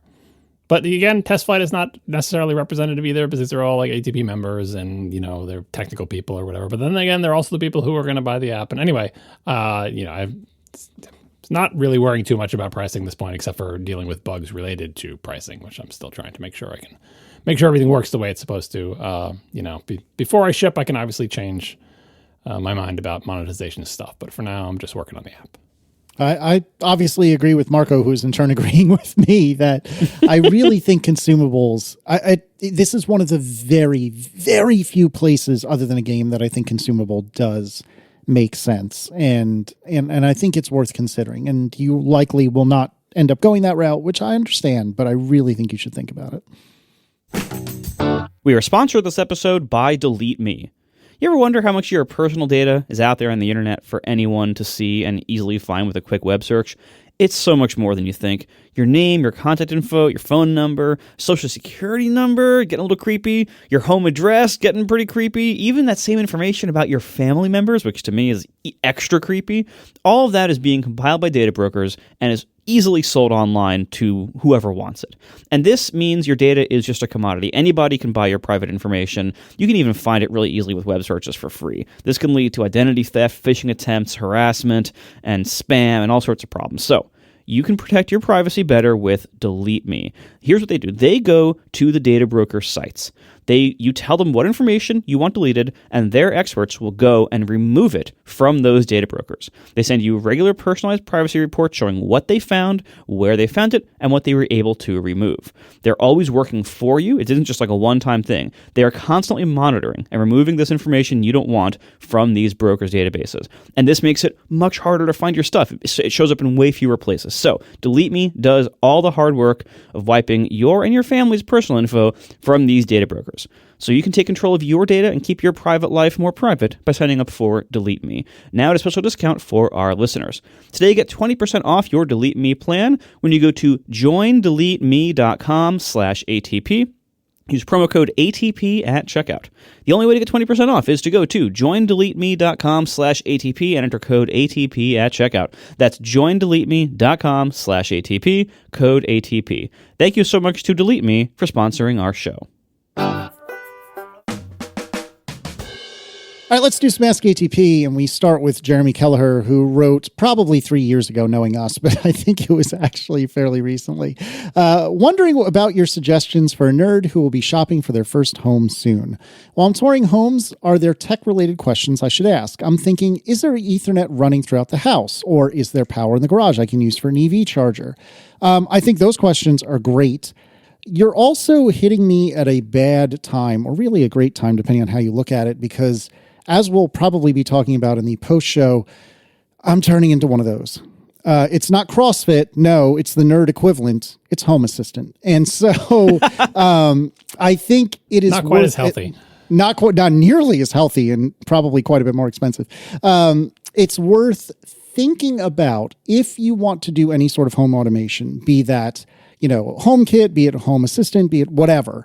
What is the situation for the switches in the house? Are there smart switches? And if so, will they convey? Will the owner leave them? Are you talking about light switches? Yes, I'm sorry, yes. Light switches. To clarify, people don't think of the Ethernet switches. But yeah, light switches. Let's say you see a bunch of Lutron Caseta stuff in the house. Are they going to take those with them? Because honestly, I probably would. And you're going to rip out the light switches when you move out of your house? Oh, hell yeah. And I'd put in the regular dumb switches. I absolutely would. Oh, my God. It's taking the fans off the ceiling. I wouldn't go that far, but So in this scenario, a Lutron Caseta switch is about $60. So in this scenario, you're going to rip out a switch that is probably by that time like a decade old, you should probably have an electrician do some of this types of things too. So it's like, that's never going to be worth it. Actually, that is true. I'd probably use it as an excuse to upgrade. So maybe I take it all back. It's okay. Casey's never going to move, so it'll be fine. That's also true. If you buy someone's house who was a smart home enthusiast, chances are what you're going to find if they do have like wall switches, It's all X10. yeah, or it's going to be like an old, like, broken, like old thing from, some standard from 15, 10, 5 years ago. X10. That's what John's saying. Fair. Yeah. But like, it's going to be like, Belkin and Wemo switches that no longer pair to the anything, or like, it's going to be like old, broken, crappy home gear. Like you're not going to find somebody with a house full of Caseta switches. Like, you're not that lucky. Like that's not what you're going to find. You're going to find somebody with a bunch of cheapo Amazon knockoffs. Yeah. But leaving that aside, like, I think it's worth identifying, whatever smart home stuff is there and figuring out what's going to happen with it. But on the assumption that nothing is there, depending on the age of the house, you might want to maybe during inspection or perhaps even before figure out, what is it? The wire that I'm thinking, the common, is that what I'm thinking of? The wire that for the thermostats? Well, for thermostats and for smart switches as well. Oh, a neutral. Neutral. Maybe that's what I'm thinking of. How did you forget that word on this podcast? Right, seriously. I think I was conflating the two. But yes, a common wire for, as Marco said, a thermostat, or a neutral wire for light switches. Basically, if the house is old enough, the switch may not have power unless it's switched on, and that's bad for a smart switch, right? You want the smart switch to always have power, and then the device that it's switching may or may not have power, depending on whether the switch is on or not. So you might want to ask about that. Another thing that I think is very important, and I mean this genuinely, is what are your ISP options where you're living? All three of us now have been spoiled by Fios for 10 plus years. I genuinely think that if I had the choice between a darned near perfect house in Comcast territory and a house that wasn't quite as good, but in Fios territory, I'm buying the Fios house every day of the week and twice on Sunday, because it is that much. It truly makes my life as a nerd that much better. And just the other day, I was somewhere, I want to say it was a library or something, and the internet was a little spotty there, and it was beyond infuriating. I don't have patience at almost 43 years old. I don't have patience for crappy internet. I cannot tell you how amazing Fios has been for me, and I think I speak for all three of us. So I think I would look into that. And on the ISP front, by the way, I feel this pain not personally because I, like Casey, intentionally bought a house that could get Fios. My relatives, unfortunately, live in places where their ISP options are very limited and have been terrible. So every time we do FaceTime calls with people, they look like potatoes because their upload is terrible. Also, they have terrible lighting in their house. But other than that, their upload is terrible. And we look clear to them because it's like, some crappy Comcast package where their download is perfectly adequate, but their upload is like nothing, right? And so a very exciting development. My sister recently said, hey, there's this company in the neighborhood. They're offering me, internet service for X amount, Y, Z, or whatever. And I was like, do it, take it, do it. Like, you need to get off of Comcast, right? I don't remember what the name of the company is, but it's one of those I don't know if it's municipal fiber, but some kind of like one of those upstart fiber companies that's like, but I've never heard of this company. I'm like, it's like, do it. Names that sound like Skynet, but are not Skynet. No, it's just like something I'd never heard of. I'm like, whatever it is, do it. How many years have you been suffering under the yoke of Comcast, Xfinity, whatever the hell it's called now? Do it. And guess what? She did it. And her upload speed went from like 0.5 megabits per second to 600. That's amazing. Like, and the other thing is she called me and she was like, there's something, I did a speed test and it's showing me these numbers and they're not, the speed test up here on the third floor is not as good as it is in the basement or whatever. And it's like, well, first of all, that number is like, 200 at that point, and it used to be like 0.5 megabits. So like, congratulations, that's way better than it was. But second of all, I debugged the situation, and what they did, they had installed the ISP router, like where her old, Xfinity router was, and it's like next to the TV and like the sort of downstairs, like split level, like entertainment room or whatever.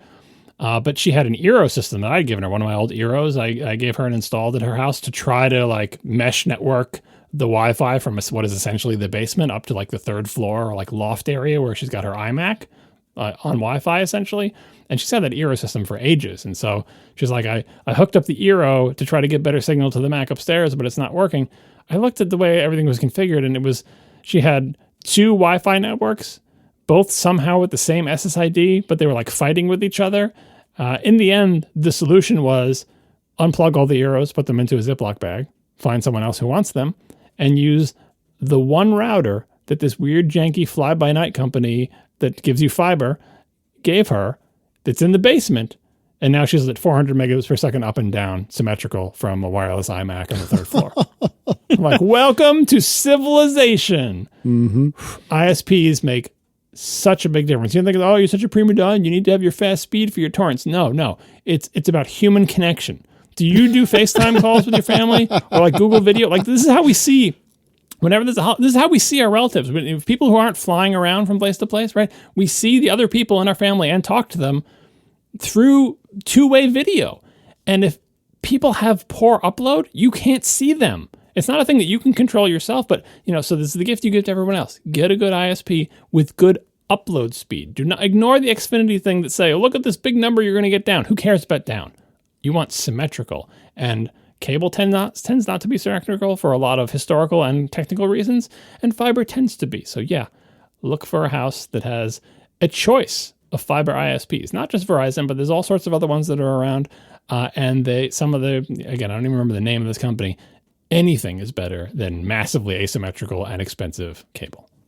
Yeah, and there's a number of shortcomings for nerds that houses might have that you could fix. If you want to, either yourself or maybe by applying small or maybe large amounts of money.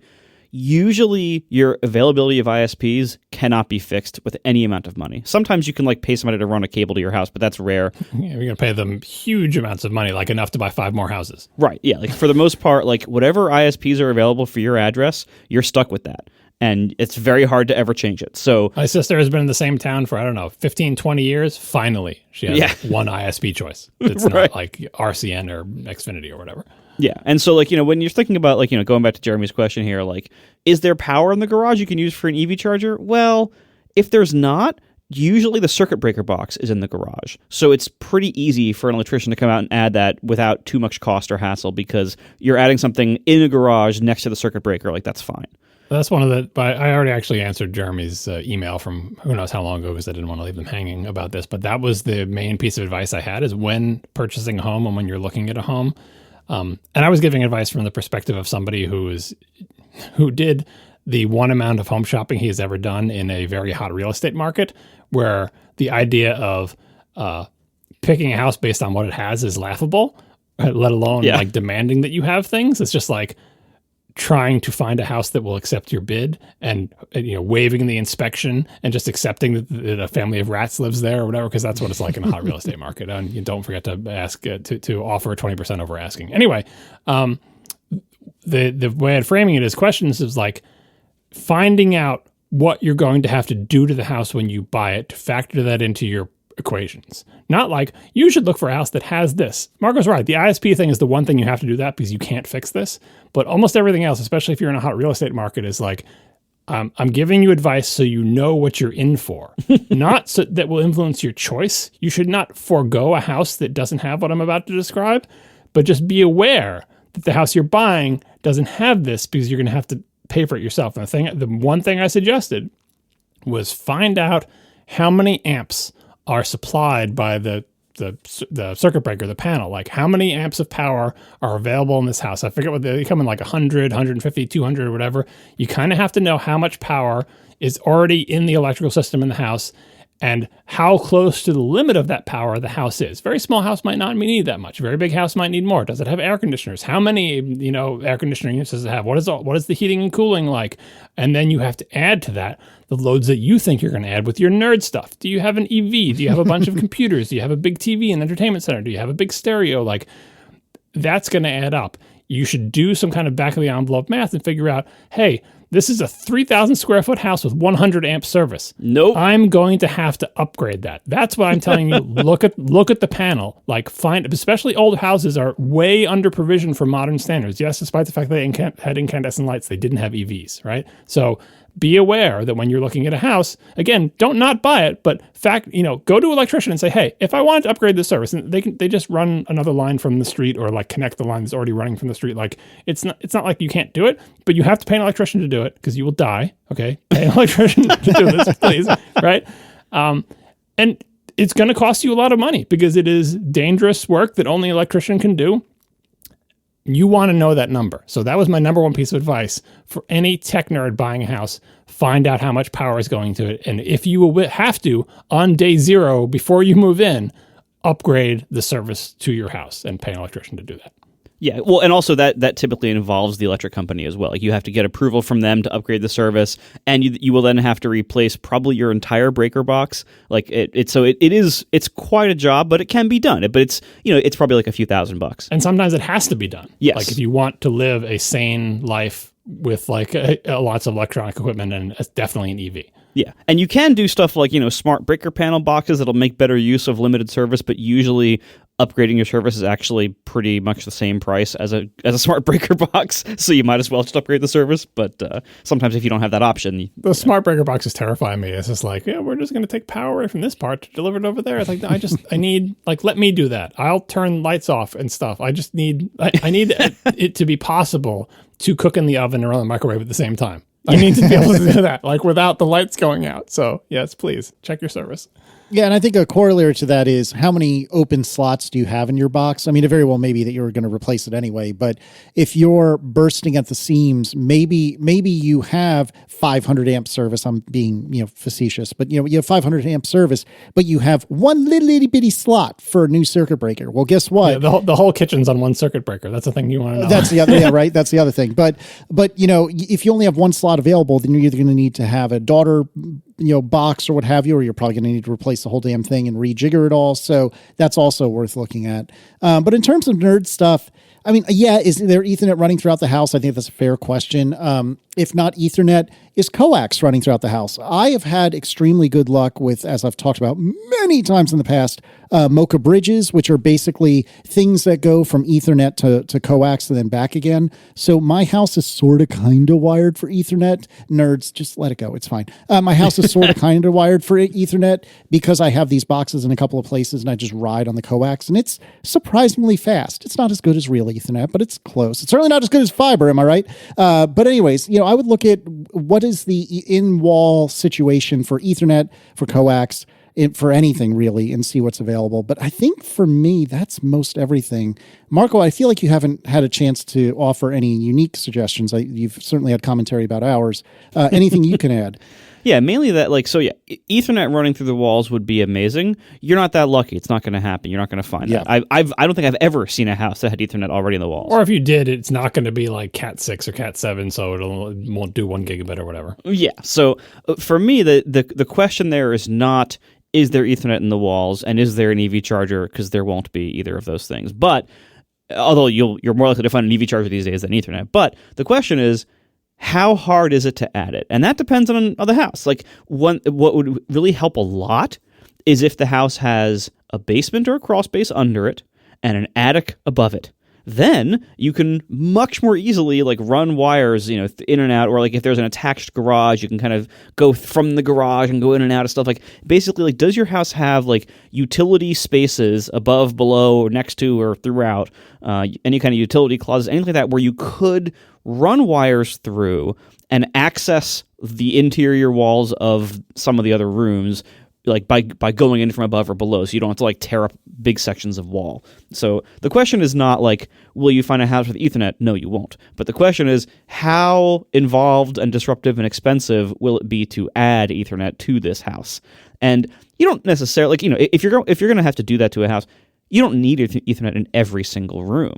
If you can get it in most rooms, that's great. But if you're trying to retrofit it to an existing house and and don't want to tear up every room or don't want to spend quite that much money to do it, you can just kind of have the greatest hits, have Ethernet go from the garage, wherever your computer will be, wherever your TVs will be, and wherever you think you might need a wireless access point. Now, if you want to go even further, you could run Ethernet to anywhere you might want a power over Ethernet device like a camera. But that's more kind of advanced mode. But yeah, most houses could be well wired for nerd's sake for Ethernet with between 2 and 4 ports, like if they're well placed throughout the house. Yeah, I agree. Yeah, that's all I've got. The only things that are connected to Ethernet, and I wired them myself through my large basement, is my computer room. So every single computer that is not a laptop is connected to Ethernet. And the TV entertainment center. So all my streaming boxes and everything like that. And my PlayStation is in here in the computer room. So every device that I care about is on Ethernet, but there's literally only 2 rooms in the house that have Ethernet. And my security cameras, those have power going to them through like a little USB-C thing that plugs into a plug that's, in the garage or whatever. But they just use Wi-Fi because with a good mesh network, you don't need that many access points to cover my not so big house. So yeah, if you're thinking like, I got to have Ethernet in every room, you don't, unless you live in some like 50,000 square foot giant mansion, right? Like just Ethernet in strategic places plus good mesh Wi-Fi will get you covered. And the only other thing I think about related to networking stuff is, I don't know if this is a thing you can really check because the people you're buying the house from are never going to tell you this or whatever, but like, do your walls have lead in them? Is it one of those old houses where for some reason Wi-Fi cannot penetrate from room A to room B? You're only going to kind of find that out when you're there, but like the things we're talking about here, this is another reason why, if at all possible, again, don't not buy a house because of these things, but just be aware of them and factor it into both your budget and considering like, can we afford this house given that we have to upgrade the service, given that we have to do X, given that we have to do Y, and also the time of like before you move in is the time to have somebody ripping apart walls and fishing things through attics and basements before there's furniture, before you live there. I know it's a luxury sometimes you don't always have, but like before you settle in, do the infrastructure, obviously refinish the floors like before you move your stuff in, right? But even just fishing things through walls or trying to get something into a difficult place, it's a lot easier to have to either do that yourself or have someone else do it when there's nothing else in your house. And in worst case scenario, if you want Ethernet throughout your house, but it's difficult to get it through the walls or anything, like a lower tech solution might be fine depending on how much jank you can tolerate. Like when we first bought this house and my Ethernet wiring wasn't installed yet, I ran the cable out the window and threw into the garage. Because Ethernet is very tolerant of running long distances through lots of different conditions. And we know Marco's kink, so origin story. Yeah. So I bought like 100-foot Ethernet cable and plugged it into my computer and ran it out the window and closed the window on top of it so it wouldn't move, and just ran it, through the bushes across like the front of the house. Yeah, it's like running Christmas light wire. You just kind of tuck it in different places, and then under the garage door, like into the garage. And I ran it that way for like a couple of months, and it was fine. Similarly, if you don't need necessarily to have Ethernet jacks in the wall. If you need to, you can just depending on, again, where you can kind of hide or get away with this, you could just drill a hole in the floor and run a cable from your basement up into there's lots of different ways you can do it. It's pretty tolerant and it doesn't have to be perfect. That's how my Ethernet gets to my rooms. Yeah, right. Because it works. A lot of times, especially if you have an old house, it can be pretty difficult to run professional wiring in the walls, into jacks in the walls. That could be very disruptive. Unless you're willing to rip open the entire walls, that's a much bigger project. Right, exactly. It can be you could do it the way every college nerd did it when we were in college. Just run the cable down the stairs and tape it to the wall. There's lots of options. But anyway, good luck with the house hunt, Jeremy, if you're still in it, or if you are. If you weren't to begin with. But yeah, there are a lot of options, but the thing with most houses, it's not will it have this already, because it won't. And if it does, it'll be some ancient or bad version that you won't want to use. It's more, how easily can this be added and how much will it cost me? Yeah, pick your house based on the location. That's stupid, saying location. It's stupid, but it's true. Pick it based on the location. All right, your people's commutes to your jobs, proximity to public transportation, to grocery store. All that is going to have such a bigger effect on your life. The only reason all these things we're talking about come in is because you have to factor them into your time and money budget. And so that's how you're selecting. You're not, like I said, do not reject the house if it's in the right location, if it doesn't have all these things, if it fits within your budget to fix all of them. The only one you can't fix is the ISP. Yeah. It's all about location and fiber ISP access. All right. True. Thank you to our members who support us this week, and thank you to our sponsors, Squarespace and DeleteMe. One of the perks of membership is our weekly Overtime, our bonus topic every week. This week in Overtime, we're going to be talking about the Nintendo Switch 2 that was announced. We don't know much about it yet, but we know enough to talk about it. So this week, Overtime, Nintendo Switch 2 announcement. You can join us at atp.fm/join if you want to listen to that Overtime and all the other member-exclusive content that we do, including Overtime every week and a bunch of different specials, etc. So thank you very much for everybody for listening, and we'll talk to you next week. Now the show is over, they didn't even mean to begin, 'cause it was accidental. Oh, it was accidental.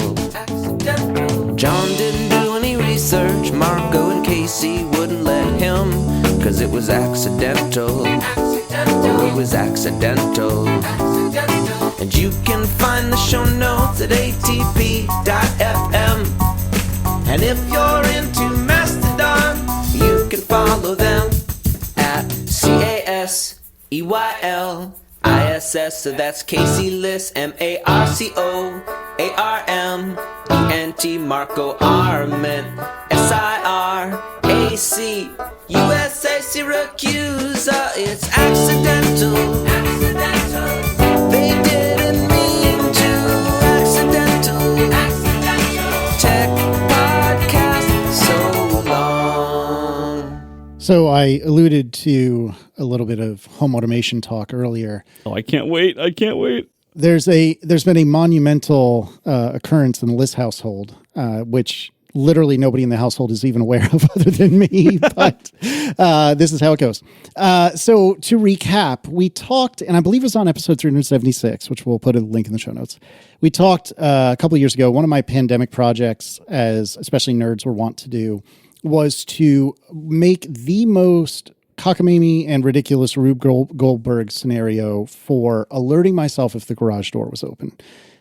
We have a smart garage door opener, like the physical machine that opens and closes the garage door, but it doesn't work with HomeKit. It will never work with HomeKit. And I could get the My Cue thing, but I had one and it was all right. And then it got better for a while. Then they took away HomeKit access or something like that. I forget the details. It doesn't really matter, but I needed a project anyway. And so what I had done was I got a couple of Raspberry Pi Zeros, which at the time were the cheapest and most underpowered Raspberry Pis that existed.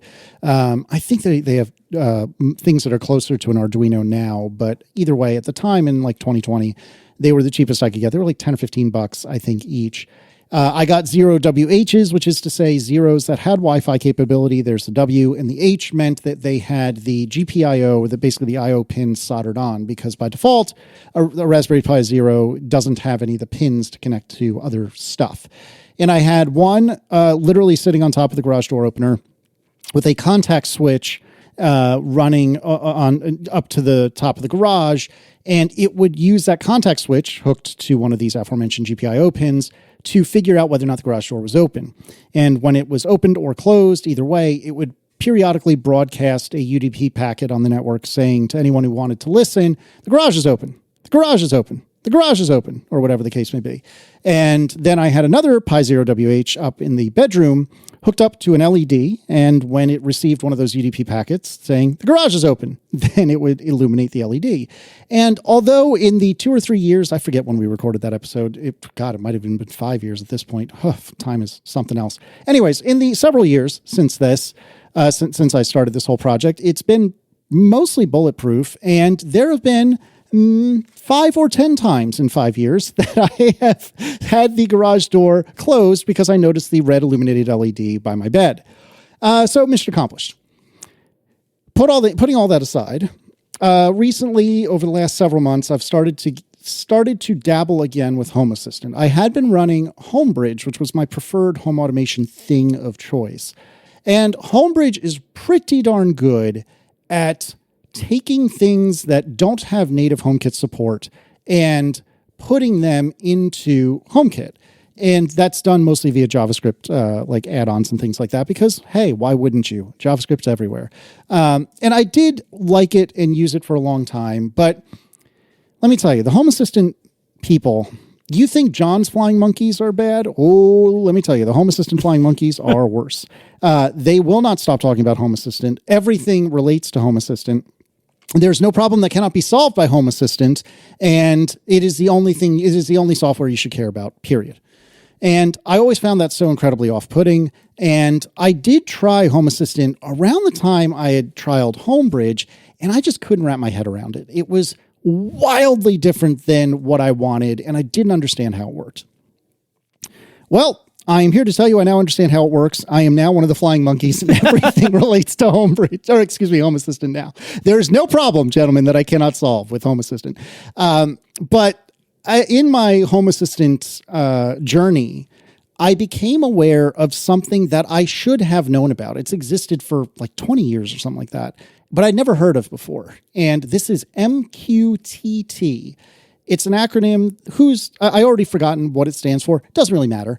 But what it basically is, there you go, MQ telemetry transport. That totally explains what it is, or at least that's what it originally was called. I think it has a different definition now. What this basically is, and the nerds will come after me for this description, but what it basically is like a data bus. So it's a pub sub sort of thing where you can say, I would like to know when such and such happens, or, hey, such and such happened. And so I'm running this, as you would expect, as a Docker image, as I am Home Assistant on my Synology. It is extremely lightweight and extremely fast. And I have realized now that what I can do is I can put things into an MQTT message, if you will, and then in somewhere, and then I can read them somewhere else. Now, what that means is, since Home Assistant has even more support for different devices than Homebridge did, and Homebridge had a lot, Home Assistant actually has support for my cockamamie garage door opener. So it has native support for it, which is great. And what I can do is I can have Home Assistant, when it sees there's been a change in the state of the garage door, it can publish a message on MQTT that says, hey, the garage door is open. Then I can have the Raspberry Pi that's upstairs in the bedroom listen for those messages, and it can turn the LED on or off, which means that now I don't need my garage Raspberry Pi. And so it has been officially decommissioned as of earlier today. And at this point, Marco, if you would like to insert taps, please feel free. Wow. But, I am down to only one Raspberry Pi and 2 Docker images. It's my... I feel like you might want to run the Docker containers on the Raspberry Pi, because maybe it has a better CPU and memory than your Synology. Like, you're running so much on the Synology. not the Raspberry Pi W's, or excuse me, the Zero W's. Those are very weak. I bet they could do it, especially for Mosquito, which is the particular... I'm just saying, like, running... I always get nervous about you running all this stuff in your Synology that, like, does actual computation stuff. You say it's lightweight, but, like, what does your Synology have? Does it have like an Atom processor or something? I think it does. I understand the question. I forget what it is. It's a 1621 plus. So it's not the original one that we had all gotten years ago. I'd gotten this a couple of years ago now, maybe a year and a half ago. Right. So it's 1/800th as fast as an Apple TV. I don't know if I would go that far, but your point is fair. But I'm running, let's see, right now I am running, where is it? 20. There are 22 Docker containers that are on my Synology, of which 20 are running at the moment. And it's fine. Like, it really is fine. No, it's fine. It's fine. But in any case, I have now, thanks to MQTT, and I'm using Mosquito, which is the particular implementation of MQTT, I have decommissioned one of my Rube Goldberg Raspberry Pis. Sounds like kind of like you've replaced it with another Rube Goldberg machine. You just think it's cooler because it has an acronym. Yeah, pretty much. And it's not relying on UDP, which I think is an improvement as well. Why is that? What's wrong with UDP? I mean, nothing. It just seems so old and janky by comparison. Old and janky? It's not any older than TCP/IP. They're the same age, roughly. It just feels jankier to me. And anyone want to do the joke? You want to do the joke? I don't know what joke you're talking about. So no, I don't want to do the joke. I know a joke about UDP, but you might not get it. Oh there it is. Well done. Well done. Wow. Yeah, well, and MQTT does run on TCP. In any case, what this has now created, though, other than probably more problems and certainly a complete time suck, is now I want to do something different. And I know you two are going to make fun of me, and I don't care, but I need help. And I was talking to my good friend Eric Wieslander, who has a phenomenal YouTube channel about smart home stuff, especially HomeKit, but not exclusively HomeKit. And I was talking to him, and he came up with a couple of pretty good options, but I haven't come up with a perfect option. What I think I want to do is I want to have a very low-tech in-home status board. So what I want is like 3 LEDs. Now, I think the terminal that Marco has, the little e-ink thing, I think it could serve this purpose. I could write my own custom thing for it. And to be honest, I might end up going that route because I don't know if we spoke about it on the show, but Terminal was kind enough to offer John and I freebies basically because of Marco's hard work. So thanks, guys. My hard work in buying one and talking about it. Well, still. And I believe, and to be fair, I believe they are sponsoring a future episode of the show. But one way or another, I could do this on the Terminal, I think. I'm pretty sure I could. But what I kind of want to do is I want to take like a light, or the space that a light switch would take up. And I want to have 3 LEDs there. This is such a 1970s/80s solution. It is. Forget about a screen with information. Can I get 3 lights? Yeah, no, I stick know. them in a switch plate. I know. So that only I will know. It's like looking at the lights on your cable router in 1994. It's like, I know what those lights mean. Why stop at lights? Why not go for like Nixie tubes or those like flipboard things? Yeah, exactly. Maybe I should go that route. No, I mean, I know you're making fun of me, and truth be told, if I was on the receiving end of this conversation, I would make fun of you as well. But I think it would be neat to have like 2 or 3 LEDs that will show like the state of things that I really, really care about. And the things, if you know how to read them. If you know how to read them. One of them is whether or not Aaron's car is actively charging, whether or not the garage door is open, and whether or not the mail has been delivered. Because I think we talked about in a past show. Yeah, we did talk about with my ridiculous setup out in my mailbox. I've also gone deep into the YoLink world, and so now that's been integrated into Home Assistant, et cetera, et cetera. But I think those 3 LEDs. And what I want to do is, like John described, I'm not literally replacing a light switch, but in the same kind of setup. You know, like I can envision in my mind 3 of these LEDs in the spot where a light switch could be, and they will illuminate based on presumably like an Arduino, or maybe if I had the physical space to fit the Pi Zero in there, which I probably wouldn't. But I don't know. I can't figure out a graceful way to do this, because presumably if I were to literally replace a light switch, which I don't plan to do, but for the sake of conversation, if I were to replace a light switch, I would have power there, but not in the way I would want. You know, that's not like an AC outlet is in a, junction box behind a light switch. There's 120 volts back there, or whatever, 110 volts back there. In the spirit of your mailbox contraption, you can get one of those switch plates that has USB ports on it, USB A or C ports, and then you plug a cable into the port and fish that cable back behind the switch plate. That'll match your mailbox perfectly. It would match my mailbox perfectly. But what I'm driving at is there some sort of, LED, a controllable LED, preferably from either Home Assistant or like an Arduino or something like that, wherein I could turn, 1 to 3 LEDs on or off as I see fit. And I don't think I want a single one, because multiple things could be happening at the same time. I'm pretty sure an Arduino can handle turning on LEDs. In fact, that may be the main thing people do with them when they first get them. Or you can just get yourself a breadboard. That's also fair. But the problem is, how do I power the Arduino? Where do I physically put it? And so I think there's probably a more graceful solution to this, which probably is the Terminal, but a more graceful solution to this that I'm not thinking of. So Eric gave me a couple ideas. Like he had suggested, I think it's called Nanoleaf, the like tiles you can stick on the wall, which he knew isn't exactly what I wanted, but it's in the vicinity of what I want. But I presume there's some other options that I'm not thinking of. So if you have something like that you've done or that you're thinking of, please reach out to me on either email or Mastodon. Let me know, because I would love to have some suggestions. So the next person who buys this house someday is going to be like, why are there LEDs in the wall? This must have been done in the 60s. Like, nope, 2025. Yeah, it's so true. It's so true. And Do they not have computer screens? No, they have them. This old fogey just didn't want to use them. That's what it boiled down to. No, I just think it would be, it's one of those things. It's just a fun project. And so far I'm failing miserably. But nevertheless, I'd love to have some feedback if you have any. So please feel free to reach out.